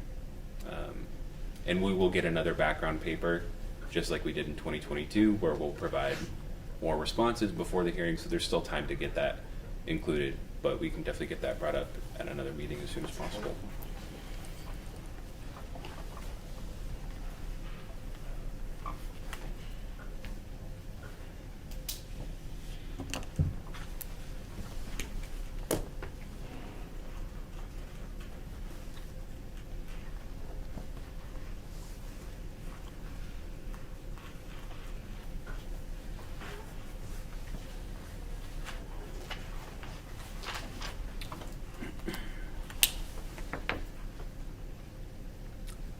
Anything else before we move on to number 5? Issue number 5 has to deal with occupational therapy assistant workforce needs. Back when we had submitted this previous sunset, we had the opportunity to receive a study on the OTA workforce conducted by the California Community Colleges Centers for Excellence for Labor Market Research. And they had provided us some wonderful insights about the OTA workforce. The recommendation from the legislature back then was to update them on how we were using that information and the survey that was a part of that. Back in 2022, we'd stated that we had received the executive summary for the study and that it was agendized for discussion at the board's November 2021 meeting. Discussion at that time had suggested that it could also serve as the baseline for a similar study regarding occupational therapists, and that we had planned to share the information with California's OTA programs in an effort to create collaborative partnership.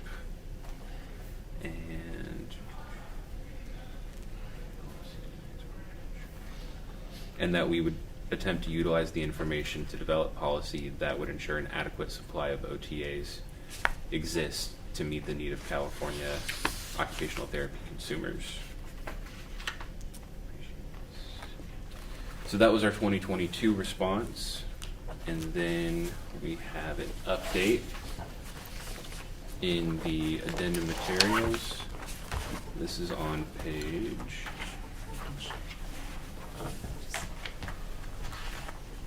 13.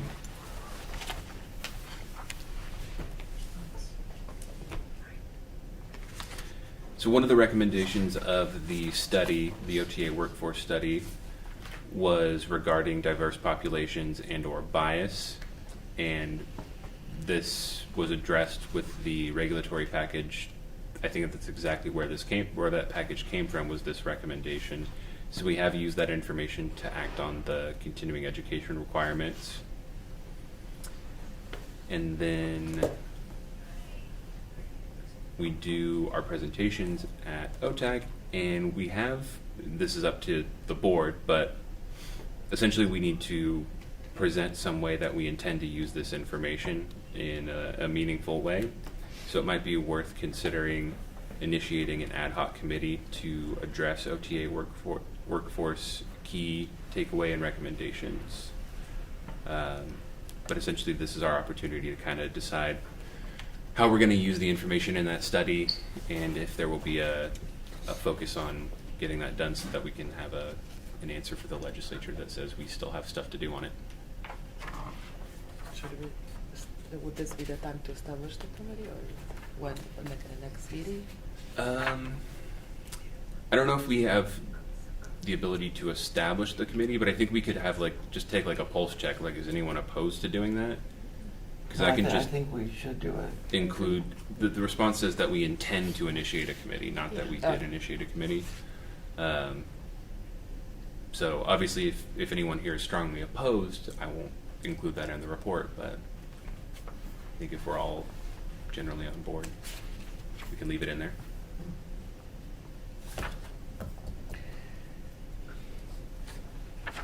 Any other board comment? Public comment? Okay, going back to the main packet, we have advanced practice issues. This has been wonderfully developed over the last 4 years thanks to the practice committee. It's not quite done, but luckily because of the discussions that they have had, we do have a lot to report here.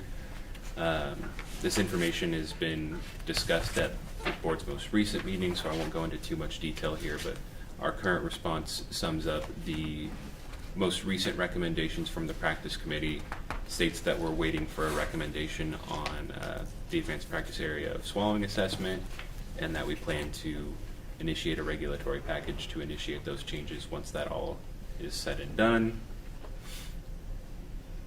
We then have issue number 7. This has to deal with enforcement timelines. So they had a couple of concerns about our enforcement aging at the previous sunset review hearing, most notably having to do with cases that were referred for disciplinary action. So back in 2022, our target was still 540 days, and they had mentioned that we were not able to meet this target. We were over by 63 days in fiscal year 2020 and 2021. Oh, sorry, 2 different years. We were over in 2016-17 and 2020-2021. So we've done a little bit better this year. We were only over in 1 year, but essentially the responsibility falls on us to kind of provide the explanation for why that is. And that response is in our addendum packet on page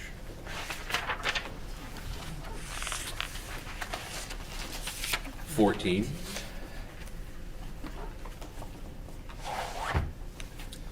And this goes over the steps the board has taken to address the concerns the legislature had back in 2022. To start off, we had hired additional enforcement staff, and following the training and onboarding process and getting those people into their positions and comfortable in those positions, we can see with the numbers that are reported in that graph earlier from section 4 how that has improved enforcement times and workload and time case aging. Referring specifically to the 540-day target for the cases that are referred for discipline, we were only over by 1 year in 2021-22, over by an average of about 46 days. The main contributing factor to this can be traced back to one outlying case regarding a complaint of patient harm and an occupational therapy assistant acting autonomously. This investigation was referred to the Division of Investigation, and then following that, 2 expert consultants before being referred to the Attorney General's office. So total investigation time for this case was 1,145 days, and that is what boosted up our average in that fiscal year.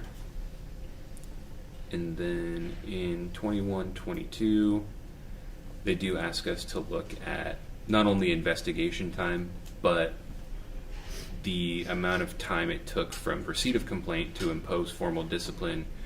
We had one case that took over 904 days. This came down to a back and forth essentially between the administrative law judge's proposed decision and being adopted. Well, it was not adopted when it was originally drafted, so the board didn't adopt, transcripts were requested, reviewed by the board, another decision was prepared, and then the board had to vote on that, and that took 677 days, so that was a large chunk of the process there. And then I believe we have another case which took a little bit longer. That one took 625 days to complete the investigation, and then ultimately a settlement was reached and discipline imposed within 1,111 days. Let's see. In fiscal year 22-23, we did have one outlying case that took more than 3 years to impose discipline. This one was involving fraud in violation of the United States Criminal Code section 1347. So this one was received or referred to the Attorney General's office within that 540-day goal, but then an additional 1,580 days had passed before an accusation had been filed. This is one of those circumstances where we were waiting on a criminal conviction, and the respondent did end up surrendering their license. In summary, we feel that the overall investigation times of the board for enforcement cases are well within our goals. We have a couple exceptions that are somewhat out of our control, but I think that we have good numbers here to report to the legislature for enforcement. Do we have any questions about enforcement data?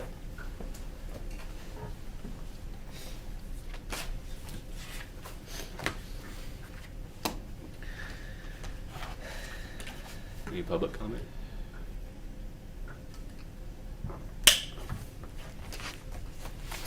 All right. Then moving back to our main packet, we go to issue number 8. This has to deal with waivers from the governor's executive orders related to COVID-19. These began in March of 2020. And I believe they were only in effect until sometime through 2022. They're essentially not in effect anymore. So these were waivers that had allowed licensees to postpone their continuing education requirements if they were renewing within a certain period of time. And we did enact those according to the executive order, and some people took advantage of them, some people did not use those. But the recommendation from the legislature was to update them on the use of these waivers, and there really haven't been any in effect since the last sunset review. Even at the time of the last sunset review, we had reported that there were currently no waivers in effect. The last waiver issued by DCA expired on October 31st of 2021. And those people still had to complete their continuing education by March 28th of 2022. So for this report covering fiscal years 2021-22 up to 2024-25, there is not really much to report here. Again, we're simply reporting that there are not currently any waivers in effect that affect licensees, limited permit holders, or applicants. The board does not feel that there is a need to enact any similar COVID-19 waivers.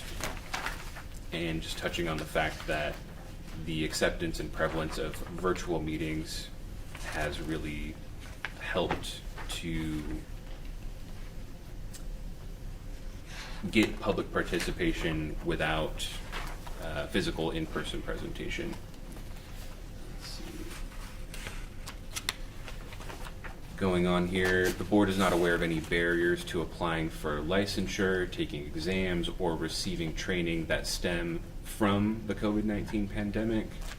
And we feel that most organizations and educational institutions have implemented action plans to make these things accessible, even in a pandemic circumstance. And that concludes number 9, or issue number 8. That's for the next issue. And that's the first of our COVID-related issues that the legislature is asking about. Do you have any questions or comments about issue number 8? All right. We are then moving on to issue number 9. This is asking about COVID-19 provider mental health. So essentially, they want to know, what is the impact of the pandemic on healthcare providers?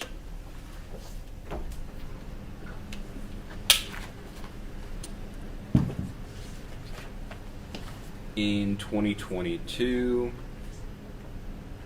we had stated that we recognize the impact on the mental and behavioral health needs of OT practitioners, including burnout, working overtime, holding multiple jobs.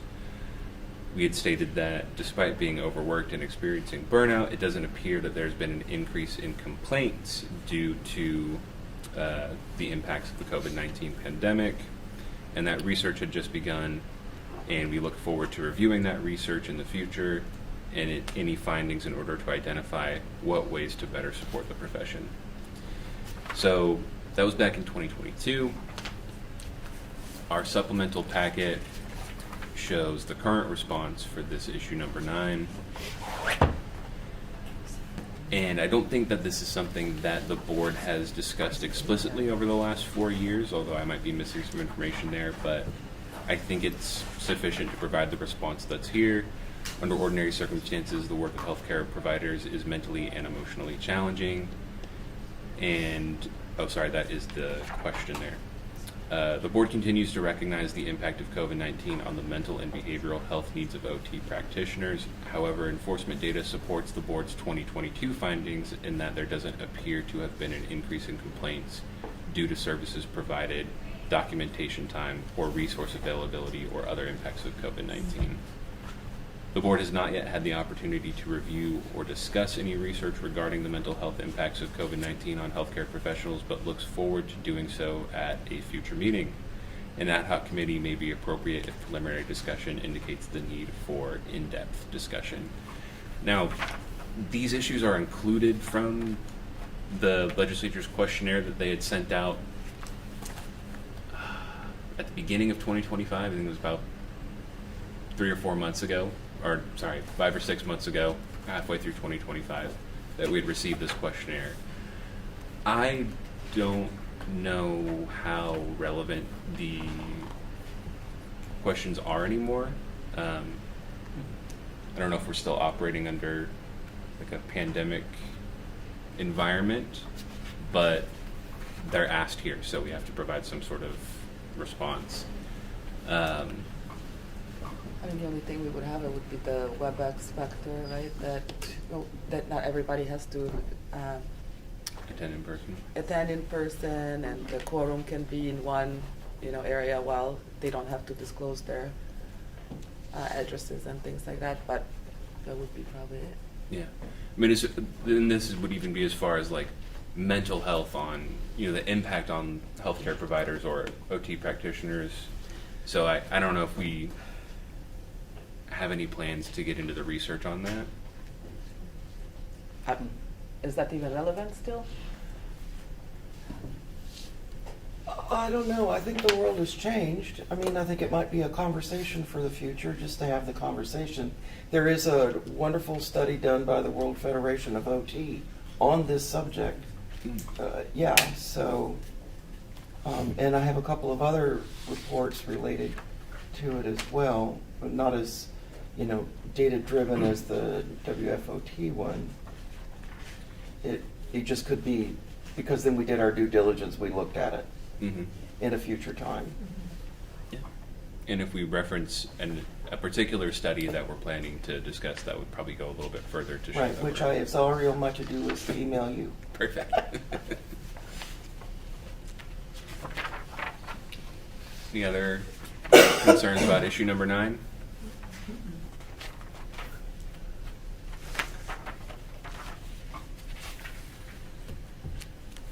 All right, and then back in our original packet, we have issue number 10 regarding technical edits to the Practice Act. So back in 2022, we had requested a change to the Practice Act having to deal with the language around supervision of OTAs. I think the conflict was that we had said OTs can supervise up to 3 OTAs, but then there was language in the Practice Act that had said that no more than twice the number of OTs, there couldn't be more than twice the number of OTAs at a facility, if that makes sense. And we had requested they change that to 3 times because we said that OTs can supervise 3 OTAs. We had requested an amendment acknowledging entry-level doctoral capstone experiences concerning supervised clinical practice, and we had requested some other technical and conforming changes. Back in 2022, we had said that given the board's fiscal situation, we hope the committees would be supportive of establishing a probation monitoring fee to offset the board's costs associated with monitoring licensees. And we had also requested the ability to accept a surrender of a licensee, or a surrender of a license, there's a typo there, that should be license, in the absence of a legal pleading. And we had provided some draft language for what that might look like. Of those things requested in 2022, the conforming change for supervision, the doctoral capstone, the probation monitoring, and the license surrender, I think the only thing that has actually taken effect was the change regarding supervision. So if we look at our supplemental packet on page 16,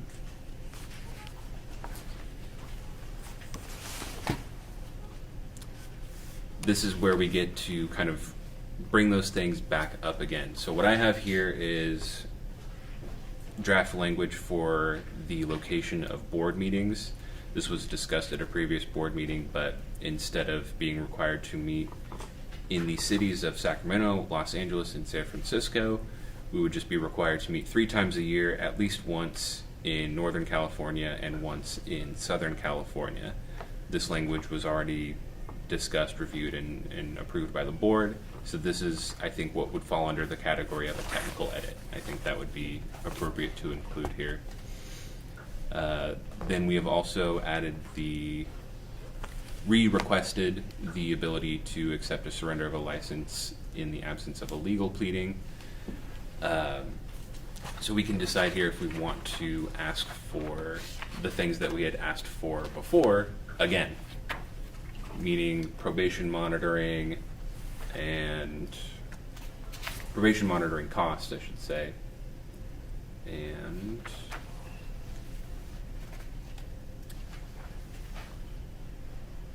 the entry-level doctoral capstone experience language. So that has to do with, there's a code section in the Practice Act that says that this is not intended or should not be interpreted as restricting the ability to provide services of any of these types of people, and one of them is people undergoing education, and it lists some requirements for that, and doctoral capstone experiences were not included in there, and the board had wanted to request that so that it didn't seem like people undergoing their capstone would be in violation of the Practice Act. So if we want to ask for that again, we can include that again here. I think it's important to include.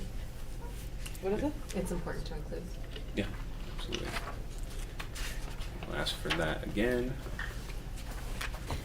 I'm also thinking about the flexibility that the meeting change provides, because again, the world has changed, and the technology has changed from when the original Practice Act was written in the traveling, and there was no video conferencing of any substance. My only concern is meeting only 3 times a year, because there's so much work to do, and that it would make it hard to do it.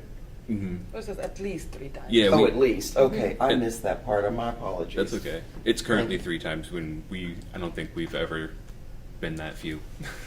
Got it, okay, I missed the at least, I'm sorry. But yeah, I think trying to look to the future of how to let the public access the meetings more and have the flexibility so that, when you're looking for a location or whatever, you have options more for the future. What was the third one? The capstone experience, Capstone, The- meetings, and... probation monitoring costs.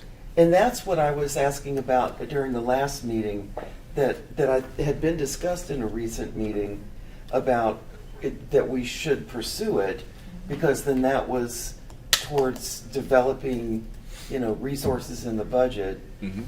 instead of just, if you're on probation, you need to pay us a fee to, as a consequence Yeah. of action. We had requested it last year and we didn't get it, but that doesn't mean we can't ask for it again. So I think we just keep going. yeah. That's my opinion. Keep asking. Okay. So those will be added back in. So capstone.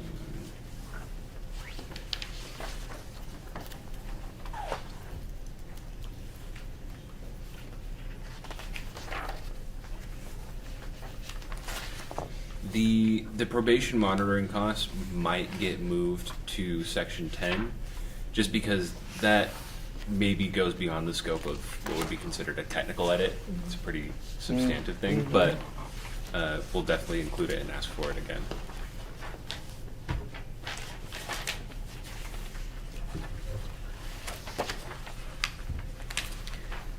Any public comment on issue number 10? Any technical edits? I'm watching the public for their comments. We agree with the Dr.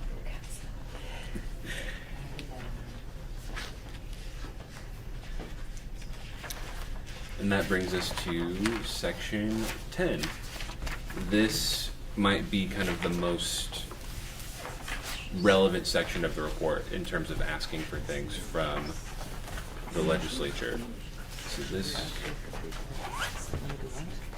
what time is it?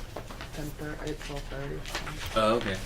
I just kind of want to have a quick idea from everybody. Would you prefer to have, if everybody's hungry, we can have like maybe a 45-minute lunch or 30, 45 now and then continue and just finish afterwards? Yes? All right. It's fine. So it's 12:25. Should we come back at 1:15? Is that enough time or is it too much time? Is 35 minutes enough or 1:15? Okay? All right. Let's take a break then. Thank you.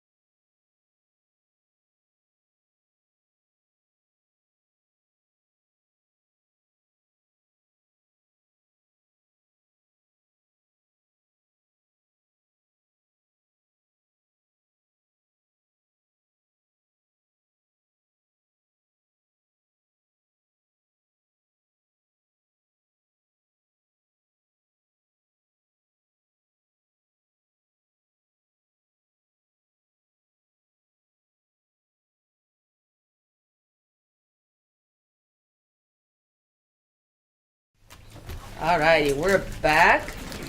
It's 1:19. Ada, can we please reestablish the quorum? Lady Secretary?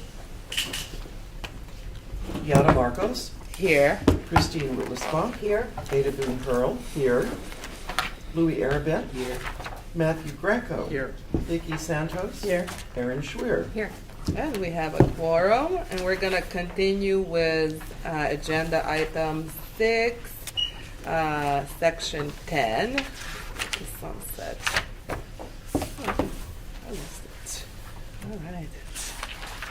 This is all, section 10 is only in the additional packet. Starting on page 17.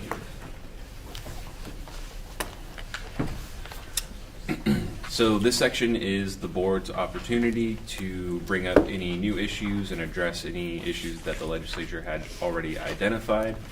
The way it's structured is a little bit redundant. You kind of end up reiterating some things that have been mentioned in the past, but we'll just go through them here.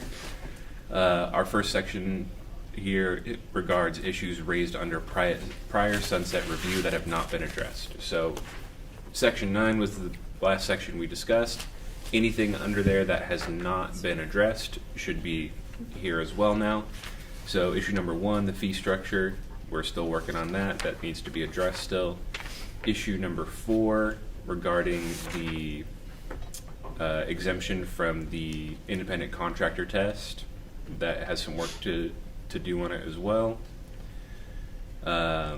Utilizing the information from the OTA workforce study, that is something that hasn't been fully addressed yet either. And then the practice committee's continued efforts to address the advanced practice requirements has also been something that is nearing completion but still remains to be addressed. And then in addition to the issues identified by the committees during the last sunset review, we're just pointing out again here that we also raised this concern in the last review, which is that we were requesting an amendment to BPC section 2570.4 to acknowledge the doctoral capstone experience. So this language is below.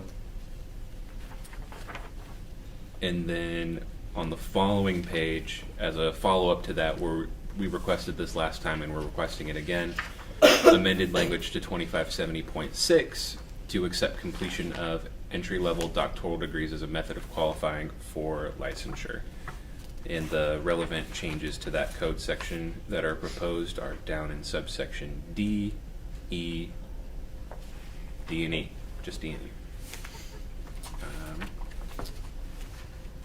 Does anybody have any questions or concerns about that proposed language for 2570.4 and 2570.6?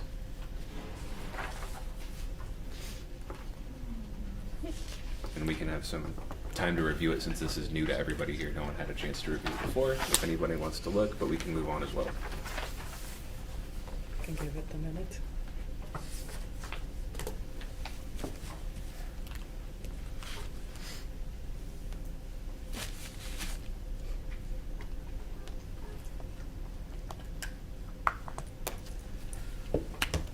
I have just one question. Is the phrase doctoral capstone defined anywhere? Yes, it is. Well, let me make sure. Because typically in legislation, when you put that type of language, it's defined someplace. And when I was just asking casually what it meant, it's like there should be some agreement. If it's a requirement, then I think there needs to be a definition so that, I mean, otherwise it really doesn't matter if you put it in there. Yeah. Right? I don't think it actually is defined in the Practice Act, but somebody can correct me if I'm wrong. I don't remember there being a definition I for don't it. think there's one in the Practice Act. It Is there one in might, the regs? it might be defined in reg, but I'm not sure. I don't get any reception here. Does anyone have internet access? Well, you can join as a guest. Yeah.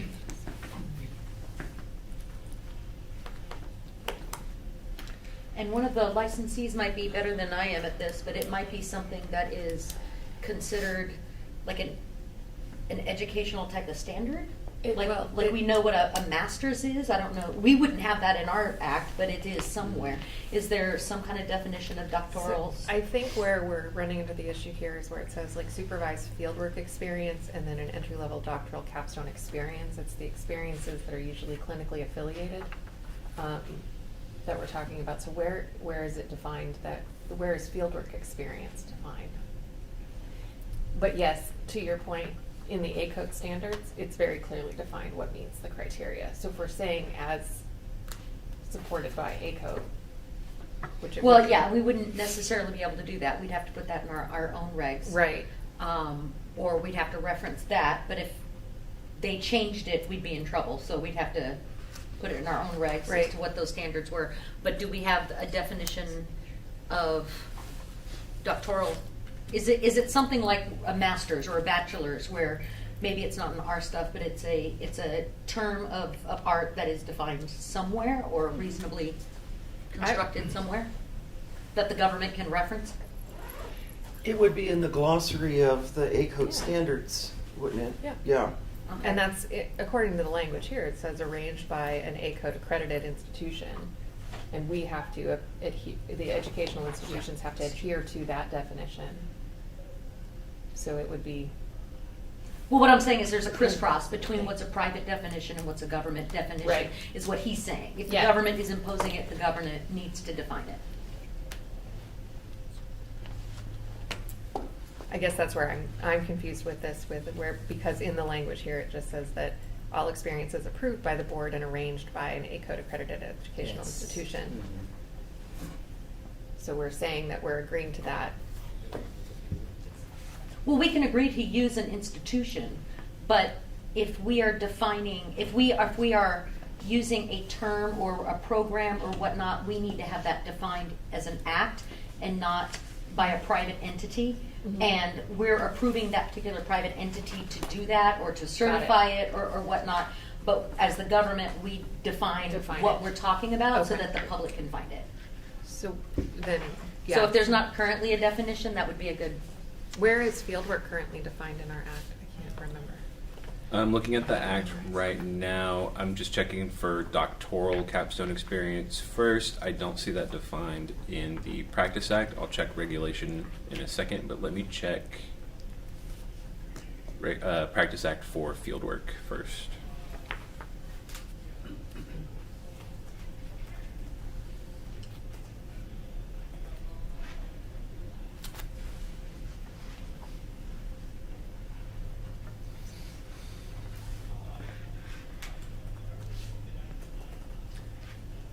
Is this something we can get later when we have better internet? Mm-hmm.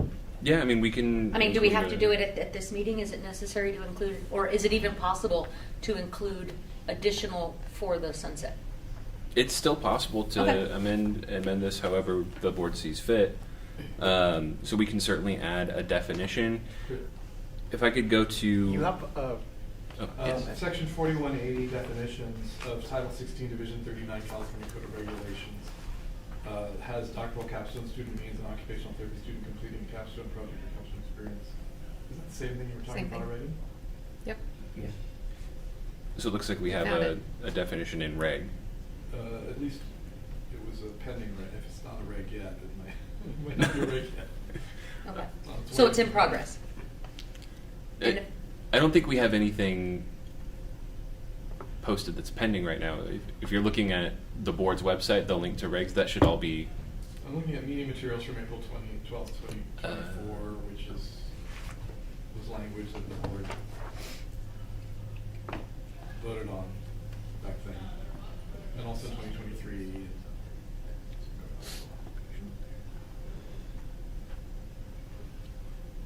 Okay.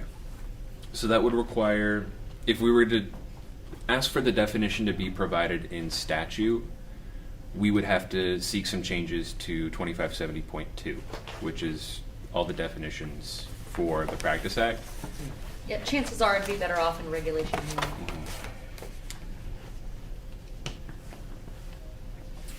So we could take this opportunity to request the amended language in statute here, and then clarify through regulation what that is defined to mean Mhm. later on, if we want to do that.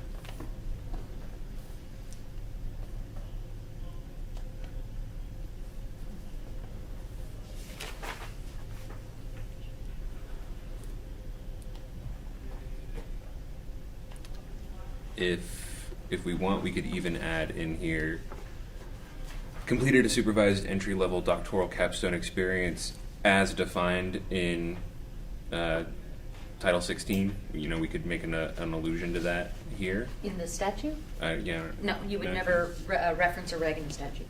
Well, then we would just have to define it separately then. Yeah, you would just say, you would just use it, and then that's what the regs are for, to implement, clarify, and to, there's another word, the statute. Make more specific. Mhm.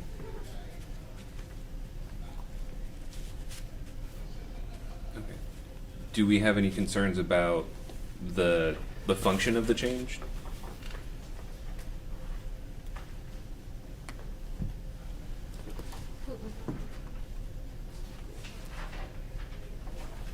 Doesn't seem like we No. do. Okay, then I think we can move on to, I have a couple Yeah. things in there. In B1, excuse me, accredited or approved by the American 102 Occupational Therapy Association. So that yes, that should 102 be can come out. struck. And then down in 2D, experience approved by the board. So this is a complete a supervised fieldwork experience approved by the board and arranged by, but the board doesn't approve the fieldwork experience. That the applicant has successfully completed a period of supervised fieldwork experience approved by the board and arranged by a recognized. This could be referring to approved as being acceptable to the board to count towards this requirement, but this is the statute as it is. So I wasn't around when that was written. I'm not sure what the intent was behind approved by the board here.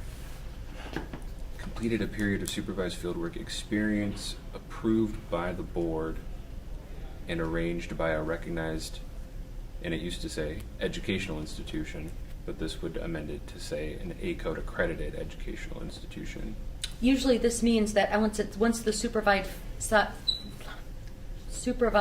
field work is submitted to the board approves it. So if for example, you received your supervised experience by an unlicensed person or someone whose license has been revoked or something like that, they would not approve it. But we don't submit anything about our field work. That's what's confusing me. When we receive applications, we do. I was going to say, isn't it generally part of the have- application? Oh, Yeah. So when Oh, their this is for an applicant applicant. Okay. is submitting it, then you So Okay. even though Is we there- don't approve the field work experience, like it being set up and the school Sorry, being okay. conducted, I think what this means is that when you apply, you're going to submit what you did for your field work, and the board will go, this is acceptable for the application. I think that's the intent. New member that is what I understand. misunderstanding, okay. Yeah. That it's just listing where you went. Essentially, yeah, just Okay. Well, it's part of any investigation of an application. If they had to go deeper for some reason and they found out, for example, you submitted 20 hours, but really you only did 15, or whatever. So the board has authority to go through the applications, but yeah, generally it's Got a it. checkbox. Thank you so much. Mm-hmm.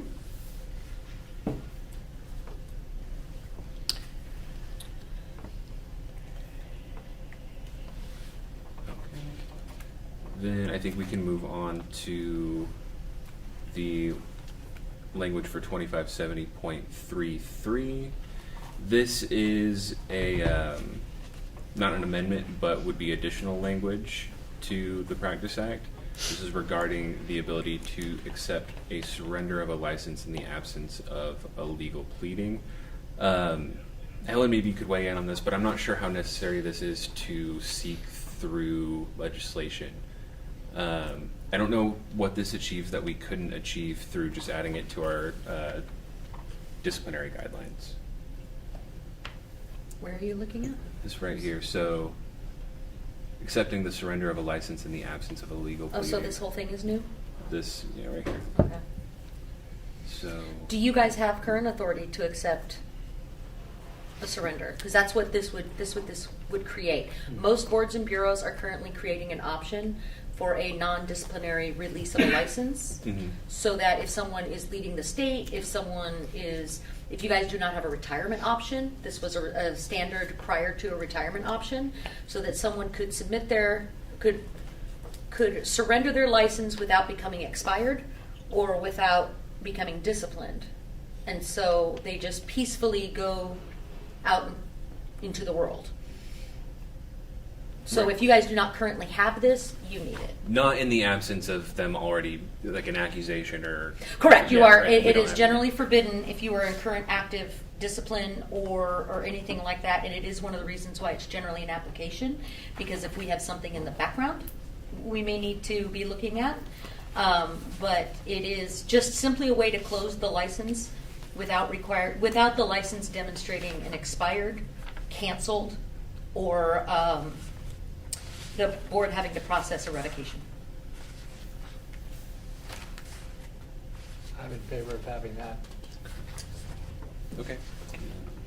So yeah, if you guys do not currently have one of those, that is the trend for the boards and bureaus to create a inactive status and or a retired status. But like inactive generally means you're not necessarily retired. You've moved out of state and you may come back, so it looks just a little bit different than retired, as in it's just generally how it's marked up on the verification page. Okay.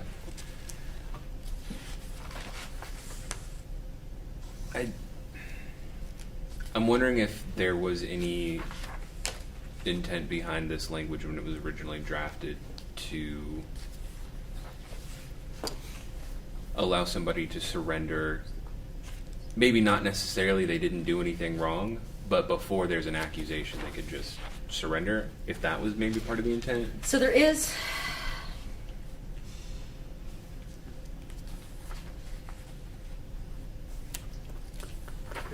this, I remember the intent. Do you want to? Yes. yes, please.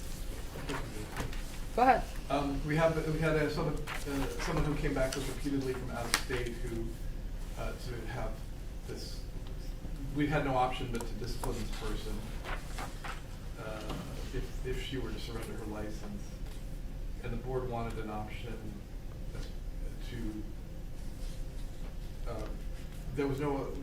she came to us to try to get everything dismissed, but the only way to have the license dismissed was to have a disciplinary action, which she found unacceptable.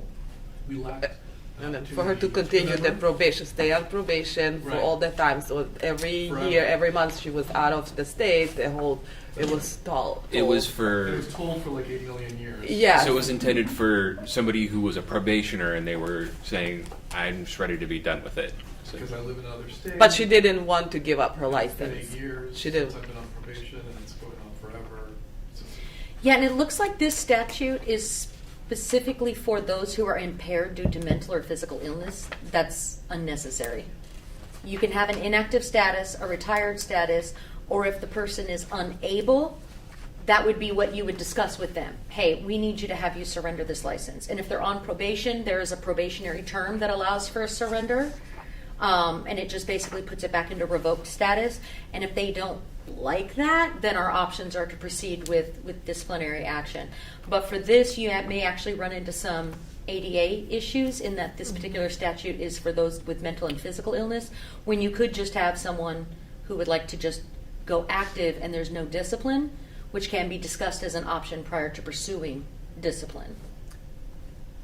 if this is just intended to, or mainly intended to address the situation where somebody is a probationer, I'm wondering, do we need to do it through statute? Could this just be in the disciplinary guidelines as a term of probation? Once they're already on probation, their choices are to get a petition to revoke, to surrender peacefully and have it reestablished as a revocation. All probations, you are revoked, the revocation stayed, and you're placed on probation. So if they are refusing to cooperate and complete their probation, we can go in and petition to revoke probation. If they would like to peacefully go, they can surrender the license and be reestablished into revocation, or they can successfully complete their probation. So if I'm understanding you correctly, what she was following all the terms and conditions of her probation, but if she was unable to continue, that would actually be like another discipline, at which point she would either be, or he, would be revoked or petitioned to revoke, because there's basically an additional issue of safety. And so, for example, we get this all the time with automotive repair. They will be on probation. They'll do an undercover investigation and find out they're still violating. And so now there's a whole new violation that they then proceed. So if we have concerns about a person's inability to continue to practice, that would basically be a new disciplinary action. Here are your choices. What if somebody has a stroke, though? Mm-hmm. So, well, that's one of the reasons why there's why many of the boards and bureaus are pursuing when they're not in probation. Once you're in disciplinary action, you need to be handled as part. You either complete probation or you don't. And so, if you don't, you can either peacefully surrender, or we can pursue a petition to revoke. And that's always an option if they toll for too long. It's just not generally used that way because you're never getting anywhere. But typically, if someone has a stroke, they don't answer their mail. Correct. And then they have a violation. And Correct. So when you're going after them for not changing their address, but they had a stroke and they can't change, Correct. So there's But no- there may be ways to work with like individual situations, such as a caregiver who can work with the board, or a conservator who can work with the board to close out the discipline by establishing it back onto revocation status. There are means to do that. But once you're in the disciplinary action, they are basically being monitored and must fit within that board order, and complete it one way or the other. If they're outside, we believe there's an issue, we may have to proceed with discipline, but hey, let's work it out this way.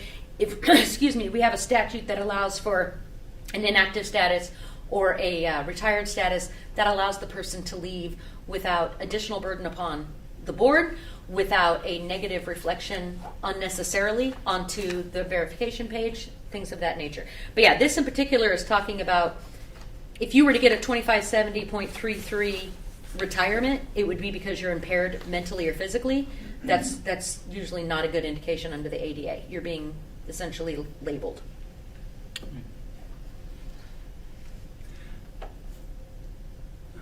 Let's work on that one. Okay. But yeah, if you want if you do not currently have, because I'm sorry, I have multiple acts in my head, so some of them have it, some of them don't. If you do not currently have an inactive or a retired status, that is definitely a trend of the boards and bureaus to get that in there for the inexpensive and much more pleasant means by which to. We have retired status. So if you have retired status, then if someone is not currently in discipline, that would be an option that you would give them if there were concerns. If they refused, or if they're currently in discipline, you must pursue the disciplinary process, because essentially there is a board order in effect.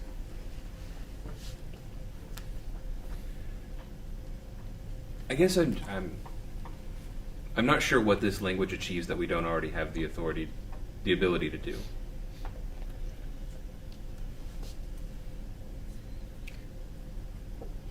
Yeah, because it says absence of a pleading. This to me says that the intent is we're aware a licensee has some issues, and we would like to close out their license without issuing an accusation. And if we have a retired status, we can absolutely do that. Maybe the retired status needs to be amended, but generally you would apply for the retired status. No, I was just gonna. We're good now. Go ahead, and I'll keep working on the internet side. Thanks. I was gonna ask. This is not in our. No. Not yet. However, Helen was saying that many boards are now including this. Am I? Not this. Or They are including including. something about the surrender of a license. Yeah, you can. Well, and technically, it's not considered a surrender, but it's basically returning your license back in an inactive or a retired status. And Austin says that we do have a retired status option, so that's perfect. And essentially, if you are not under discipline and you would like to peacefully leave your license for whatever reason, then that is a way to close out the license without anyone incurring any kind of discipline or becoming expired and then later canceled on the website. And you actually get appropriately listed on the verification page as someone who is inactive or retired, as opposed to running around without a license, you know, or canceled or whatever the deal is, expired, revoked. But here, this is for this has some. This is not an appropriate statute. So that will be removed from the draft before this goes to print. And then we have new issues identified by the board in this report. So this is, again, things that have already come up in what we've discussed, but they're just represented kind of all in this issue section here. But the meeting location, and then additional issues, I should say, to be discussed by the board at the December 5th meeting. So this is for issues not previously brought up in the report already. I've included one here in the draft that has to deal with email addresses of licensees. Currently, we don't have any ability to collect email addresses so that we can communicate with licensees. They're not required to provide them. A lot of them use an email address to create an account on Breeze, but it's not something that board staff has access to send out notifications to or anything like that. But a lot of boards and bureaus have been getting statutory authority to be able to collect those email addresses. So this is modeled after a change in language that the Occupational Therapy Board just had through their sunset last year. We are the occupational therapy. Optometry, my mistake. The Optometry Board did through their sunset process last year, so it's very similar to what they asked for. But essentially, this language would make it so that an applicant or a licensee who has an email address shall provide that email address to the board no later than July 1st, 2027. A later date could also be specified. And it shall be considered confidential and not subject to public disclosure. That would be awesome. And Could I it think- be required sooner than July 1st, 27? Well, it couldn't be required any sooner than the sunset bill passed, if that's the way we're getting Got it. it. But that seemed like a good date to target. I will make a note, a vast majority, if not all, of the boards and bureaus that have had an adoption of an email collection, they have included the terms that it will be considered private, so it's not subject to the PRA, which is what you guys have here. I do have one client, I do not know how successful they were, but one of their issues was that their particular services were very, very timely. And so they actually petitioned the legislature specifically to have it be something public that they would post on their verification page. So I don't know about this particular profession needing a licensee to keep their email on their webpage. And this could be a first step, and if we discover that later, say next sunset, we could ask for it to be public if that becomes a thing. Or that might be an option the board might want to look at now.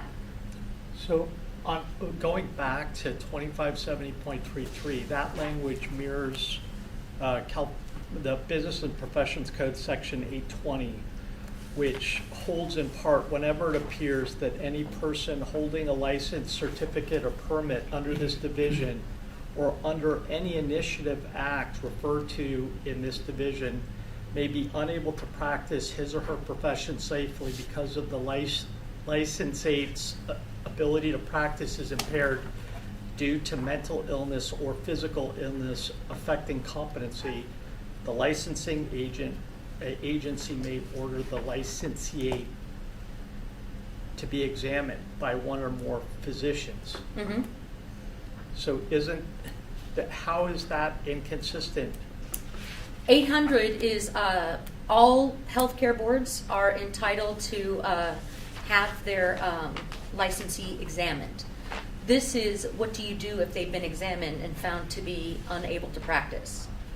Currently, the only way you can take away a license under the Constitution is to proceed with disciplinary action.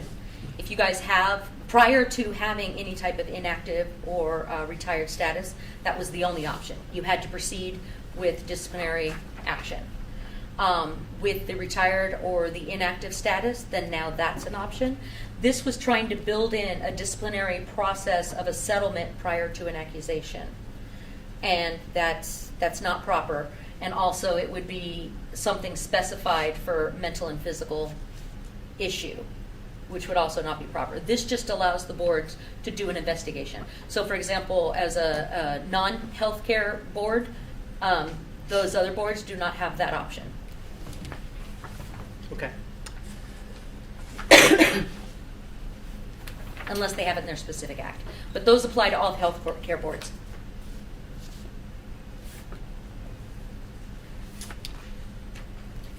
Can I make a comment about the email? Of course.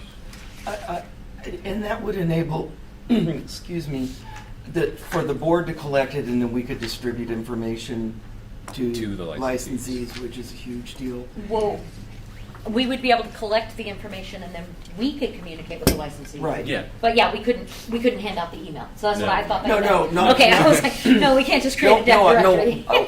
For outreach purposes, Yes. we would have a tool for outreach. And and it would be collected on Breeze, is that correct? The way that it's worded here is that initial applicants would provide that as a part of their application process, and then existing licensees would be required to do it through their renewal process, which does not necessarily have to be done through Breeze, but 98% of them, I think, are through Breeze. Okay, so that means then we can extract from Breeze a distribution list. Mm-hmm. So when we ask for that platform change, could we separate the mailing address from the phone and have 3 separate email, mailing, phone separately? Are you talking about like on the database? On the Breeze, like when you go in, the address is hooked to, and it's the same link to the phone number. That, I believe, Breeze is a DCA software program, if that's what you're talking about. So that's bigger than us, and those changes have to go through DCA. So if your phone number changes, you have to go in and re-enter your mailing address as the same and your new phone number. Is that I've never used Breeze, right? so I have That's no idea. right. That's what I'm. But yeah, whatever speculating. that software is, that's a Because I'm DCA trying to license. think of how to keep the phone numbers up to date, kind of. I can clarify. So right now there is no requirement to provide a phone number. So there we go. okay. The only required, Got it. we have a lot of licensees' phone numbers because they voluntarily provide it when they do an address change. But right now the only requirement is that they provide an address of record. Okay. But if we have the information in their Breeze record, their licensee record, the phone number, the address, or the email, we could compile those things separately. Got They it. don't have to all come out as one, the address, phone number, email, all in one piece of data. We could pull them out separately. And I was just thinking from the licensee, the user side of going in and just updating what needs updating instead of the whole thing. But that's okay. It's great. Let's get this email address. Okay. Okay, so that is a summary of the issues that have been brought up either by the legislature or by us in this report so far. One new issue that we are requesting that hasn't already been brought up in a previous sunset or earlier in this support, but this is really the opportunity for proposing new issues to include if anyone has an issue that they feel needs to be identified that hasn't already been identified elsewhere in this report. This is where it would go.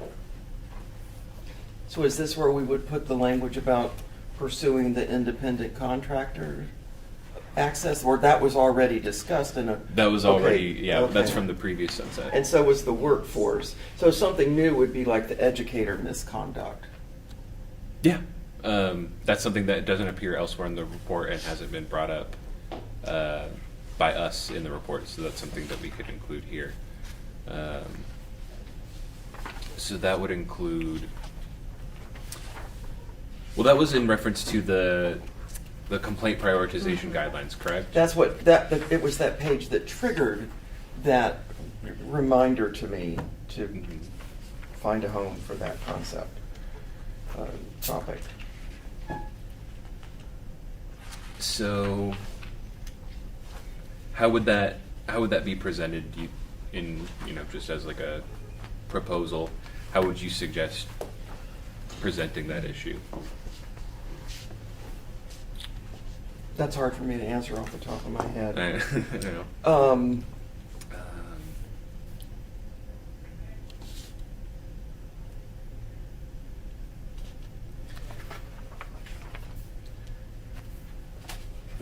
I don't have a We can either, phrasing at the moment. if we're seeking to include that language in the prioritization guidelines, then I think that we had discussed kind of revisiting those guidelines altogether at a future meeting. So that might be, this is something that we have the freedom to kind of, we can prioritize the complaints as we see fit, or the board can. So when we discuss that at a future meeting, we can include that language in there. Is there anything outside of the complaint prioritization guidelines having to deal with misconduct towards students that we feel needs to be addressed? Right, I'm not really married to it being in the complaint guidelines. I would like to see it in the regs or wherever, where you can, this is the rule, that you cannot, cross a boundary with your students as a licensed practitioner. And I don't know how that all works. Okay. But then we can come back to it. Can we not just identify Yeah, we the can topic identify. and then we Yeah. Like, pursue you mean it later? here is the new issue, or? Yeah, it's a new issue. I mean, it could be we don't have to provide proposed language. We could put something as general as the board has identified a lack of regulatory language that specifically calls out this form of misconduct and intends to devise language to address that. I think it could be that simple. For clarity, are we talking like consensual or non-consensual? Well, that's undetermined.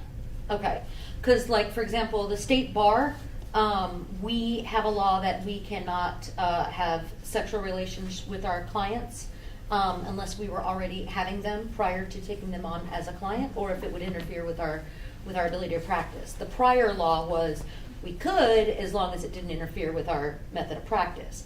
I'm not aware if anybody else has such a provision, but if it's non-consensual, there are general penal codes and whatnot that would cover that. If we're talking more of like a power structure or a forbidden to do it even consensually, that's a different issue than the penal code.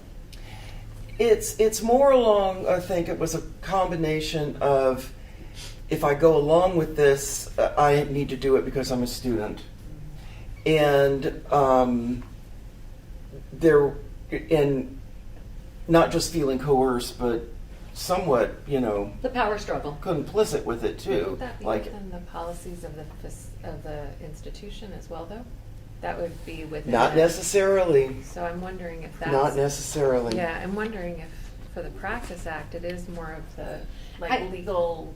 Yeah, and I will things say and- also, there may be an issue for the board to handle such a thing, because that's not necessarily a public issue, in that we're trying to protect the public against licensees. This would be like, basically licensee on licensee issue. So, I mean, it's something we can discuss and something we can investigate. But that there's a big difference between one that's consensual but inappropriate and one that is not consensual, which may already be covered. Right, and the student is not licensed, so that's where it's the misbehavior. No, but it's within of the profession as Got it, opposed to a got it. patient Okay. duty and the public at whole. I'm not saying we can't, I'm just saying that might Right. be a level, and there might be other laws and rules at play, and even policies at play, that we are utilizing instead of just, and we may not, but there's a big difference between a sexual assault, which may come under the Right. penal code and other crimes, and a more or less a power struggle or taking advantage that doesn't, that's somewhere in between crime and patient. Thank you. I can come up with, maybe like point that issue out. Because I think we do have language prohibiting a sexual relationship between an occupational therapist and a patient. Yeah, Yeah, that's pretty standard. yeah.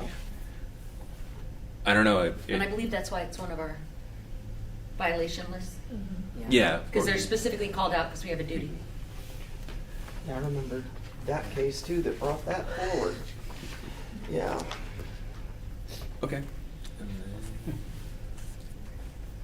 do we have any other new issues?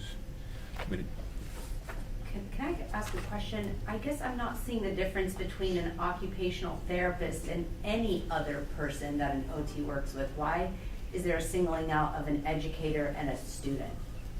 I think that's where I was confused as well. Because it seems like if any OT, regardless of whether they're educators or not, shouldn't engage in sexual misconduct. And it's not about ethics, right? Because we had the other issue, and you said if they were practicing in a different state, it's not our problem. Because ethics, to me, is like, well, they shouldn't practice in another state without a license. Shouldn't the board be able to sanction because of ethics? This feels the same to me. Like if it's... Oh, because maybe I'm thinking of it differently. We have no jurisdiction over them. So, for example, if something happens in the city, the county can't come in and take over, or vice versa, or whatnot. Everybody's got their own jurisdiction. We don't determine whether or not they violated Oklahoma's ethics. And until they violate Oklahoma's ethics, they haven't violated any of ours. But with this, I also do not see the situation between a sexual assault on the secretary or Anyone, whomever. yeah. If we're talking consensual and it's the relationship of the power dynamic, that's a different analysis than sexually assaulting anybody. Yeah. So Okay. that's where I was confused. Are we talking I about think it's more that. more yeah. power dynamics to where it's But they- consensual but prohibited for ethics reasons, or committing crimes? But there could be power dynamics between two clinicians, one who's a senior clinician and one who's new. It doesn't have to be a student. Correct. And And at that's why that I'm- point, that would be what staff would look at. That's why I was asking those questions. Are we only concerned about just educator to Yeah, student, that's- or basically a power dynamic larger picture?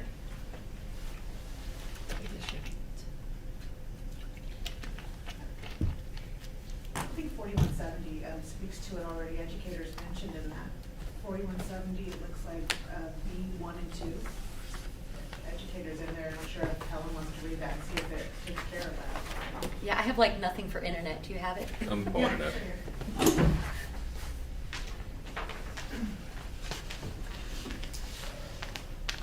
B one and two.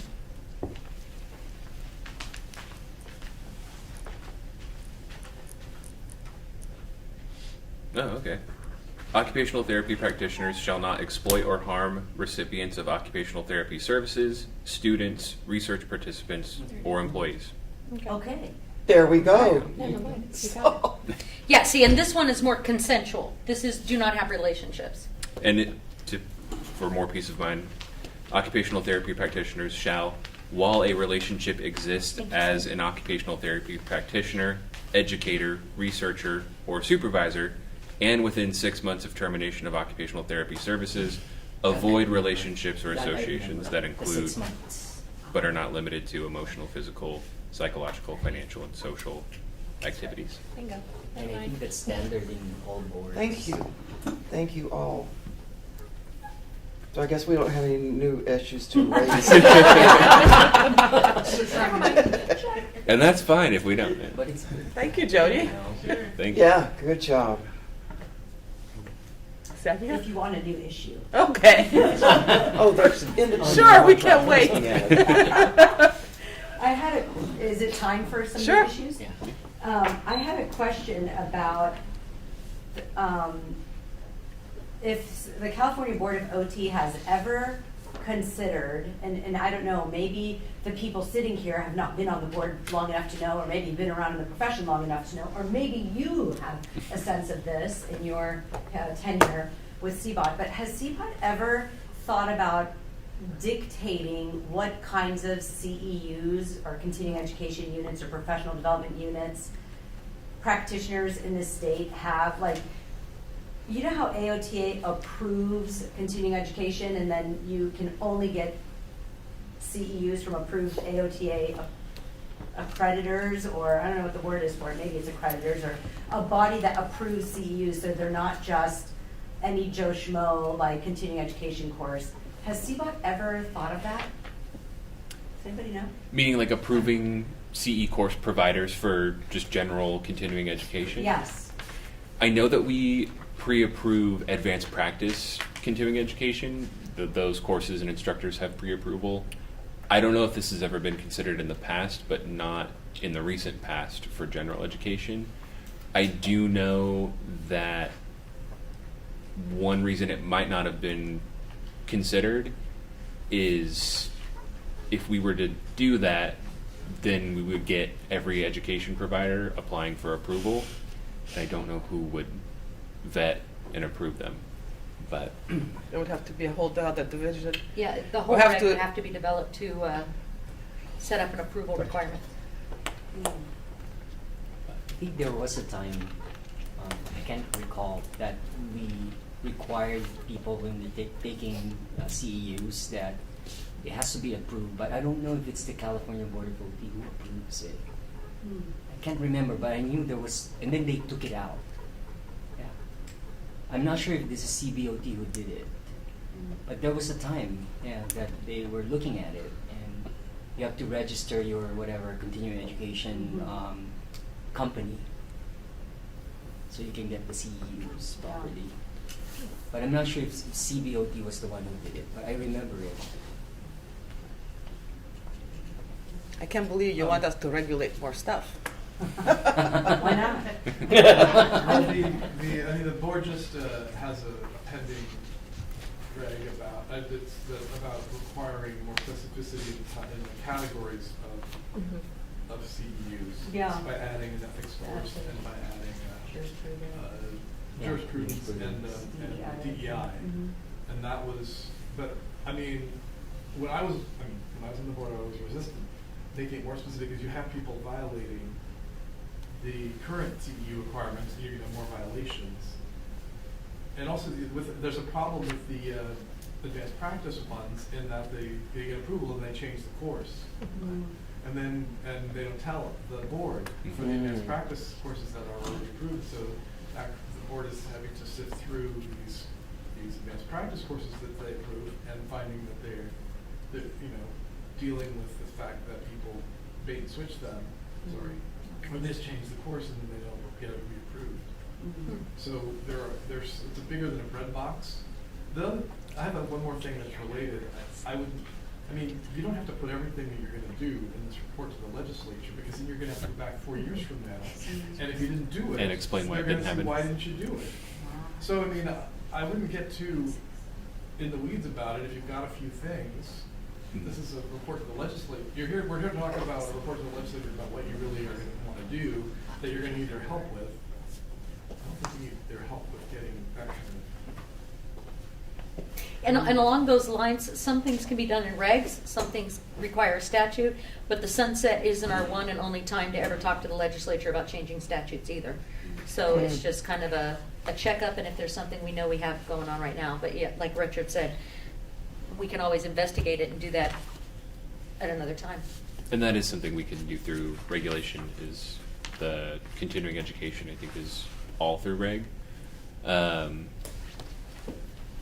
4 years from now, what do you want to ask the legislature to say? We want email addresses. That's the An priority. independent There was contract. that law that didn't even pass the legislature to require email addresses. that was great, that was. What law? What was that, a general? There was a bill to require email addresses. Then the first version of the bill says people have to provide their email address. The second version of the bill last year said, you have to provide the email address, but you can't require it. Yeah, I remember. I remember that. Yeah. Then the bill disappeared because it didn't make any sense. So that's an uphill battle because people have to get a computer or a phone. Or you have to have an email address to log in, but then you're not required to give anybody the email address. Yeah. That one is complicated, but it would make it so much easier if we would actually have everybody's email addresses. It's free communication. Well, that one we will definitely request. And then this section, new issues raised by the committees, that it will become apparent once we submit the report and we get the background paper issued. There's nothing to provide there at this point in time. And then the only thing remaining on the report is the attachments. If anyone has any questions or concerns about them, I'd be happy to certainly talk about them, but they should be pretty matter of fact. The board's administrative manual is the board's administrative manual. Current organizational chart of the committees. Any major studies, we don't have any to report from the last 4 years. So there is no attachment C. We have organization charts for the last 4 fiscal years for staff. Those are included. We actually have more than the last 4 fiscal years. We have those by calendar year, so there's 5 in there. We have our strategic plan that was adopted previously in the year, and then we have the complaint prioritization guidelines. But these attachments are, I mean, they are what they are. So unless someone has noticed something factually incorrect about them, those are gonna go as is. Going as is. Unless anybody else says. Everything is good? Okay. Now we have to decide whether or not the board approves the report to go to print with edits. Yes. And maybe authorizing the executive officer to make non-substantive changes along the way. Can someone make that motion, please? I'll make the motion. We don't have to specify just exactly the same? No. So moved. We used to, okay. So, All right. you have a second? Second. Okay, Ada. Do we have any further board discussion? Do we have any public comments? All right, let's take a roll, please. Beata Marcos. Yes. Christine Whittlesbach. Yes. Ada Boone Hurl, yes.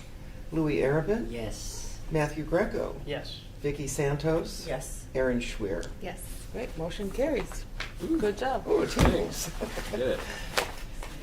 Oh, we still have. You're not so deep into it, so we didn't have to, what? I forgot we don't have to go over this in detail. I forgot we had more agenda items. It's even a closer.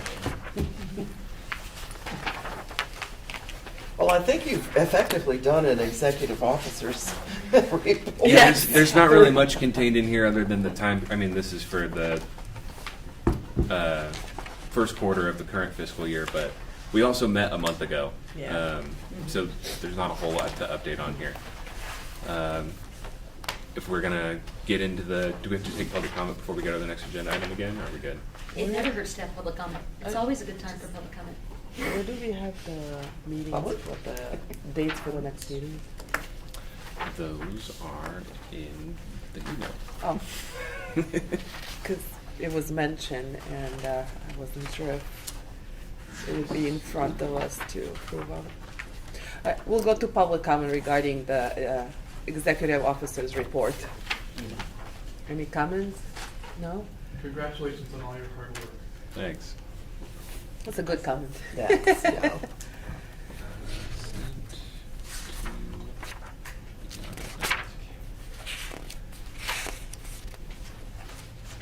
Oh, not everybody? What? You didn't send it to everybody? No, I'm just pulling it up right here. Because it's not, I mean, we handled it through a poll, so this isn't really, we're not discussing it. It's not agendized to Oh. pick the dates. Oh, The dates because- have been picked. All right, so we'll just But I can email it announce to them. everyone. Okay, can we not, so they can put it down? Sure. So the first meeting that we have scheduled would be for February 23, 24. What is 23, it? 24, I have 26, 27. Okay.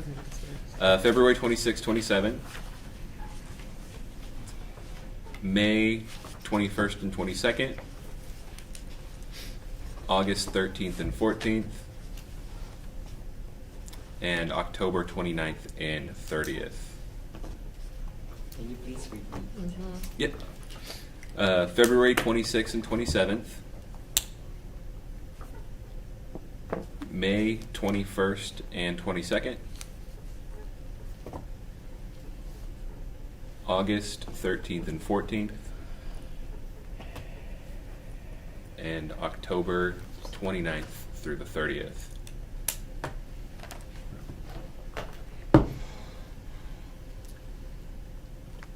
Do you want to stick with these locations? 26th and 27th of February, it looks like I have a conflict.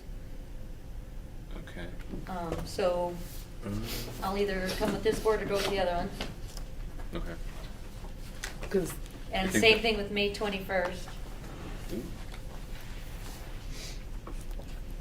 Okay, August is good. And October is good.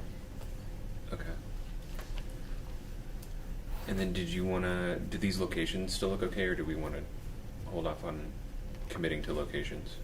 Oh, I would just reach out and Yeah. see what we can get Okay. as soon as possible. So dates are pretty much set, but locations are pending, but we'll reach out to the board members once we have locations secured. Okay. That's all I got. All right, thank you. And then agenda number 9, nomination and vote for board officer positions such as president, vice president, and secretary. What is that? Oh, it's not. There's oh, no oh. materials for it, it's just a verbal. Well, I nominate Beata to be president again. I second. I said, I third. All right, call the vote. Okay, I'll accept, thank you. I'm Oh. honored. Truly. Truly yours, honored. Okay. So I guess the vote is everybody states my name. We have to take a vote. Okay, you Uh, could either go in vote. order. Oh, just go down the row. Sure. Okay, this is, okay. Beata for president. I think just Beata Beata? Morcos. For president. Oh, thanks. Beata Morcos. Beata Marcos. Beata Marcos. Beata Morcos. Beata Marcos. Thank you. Okay, yay. Thank you. Congratulations. Thank you.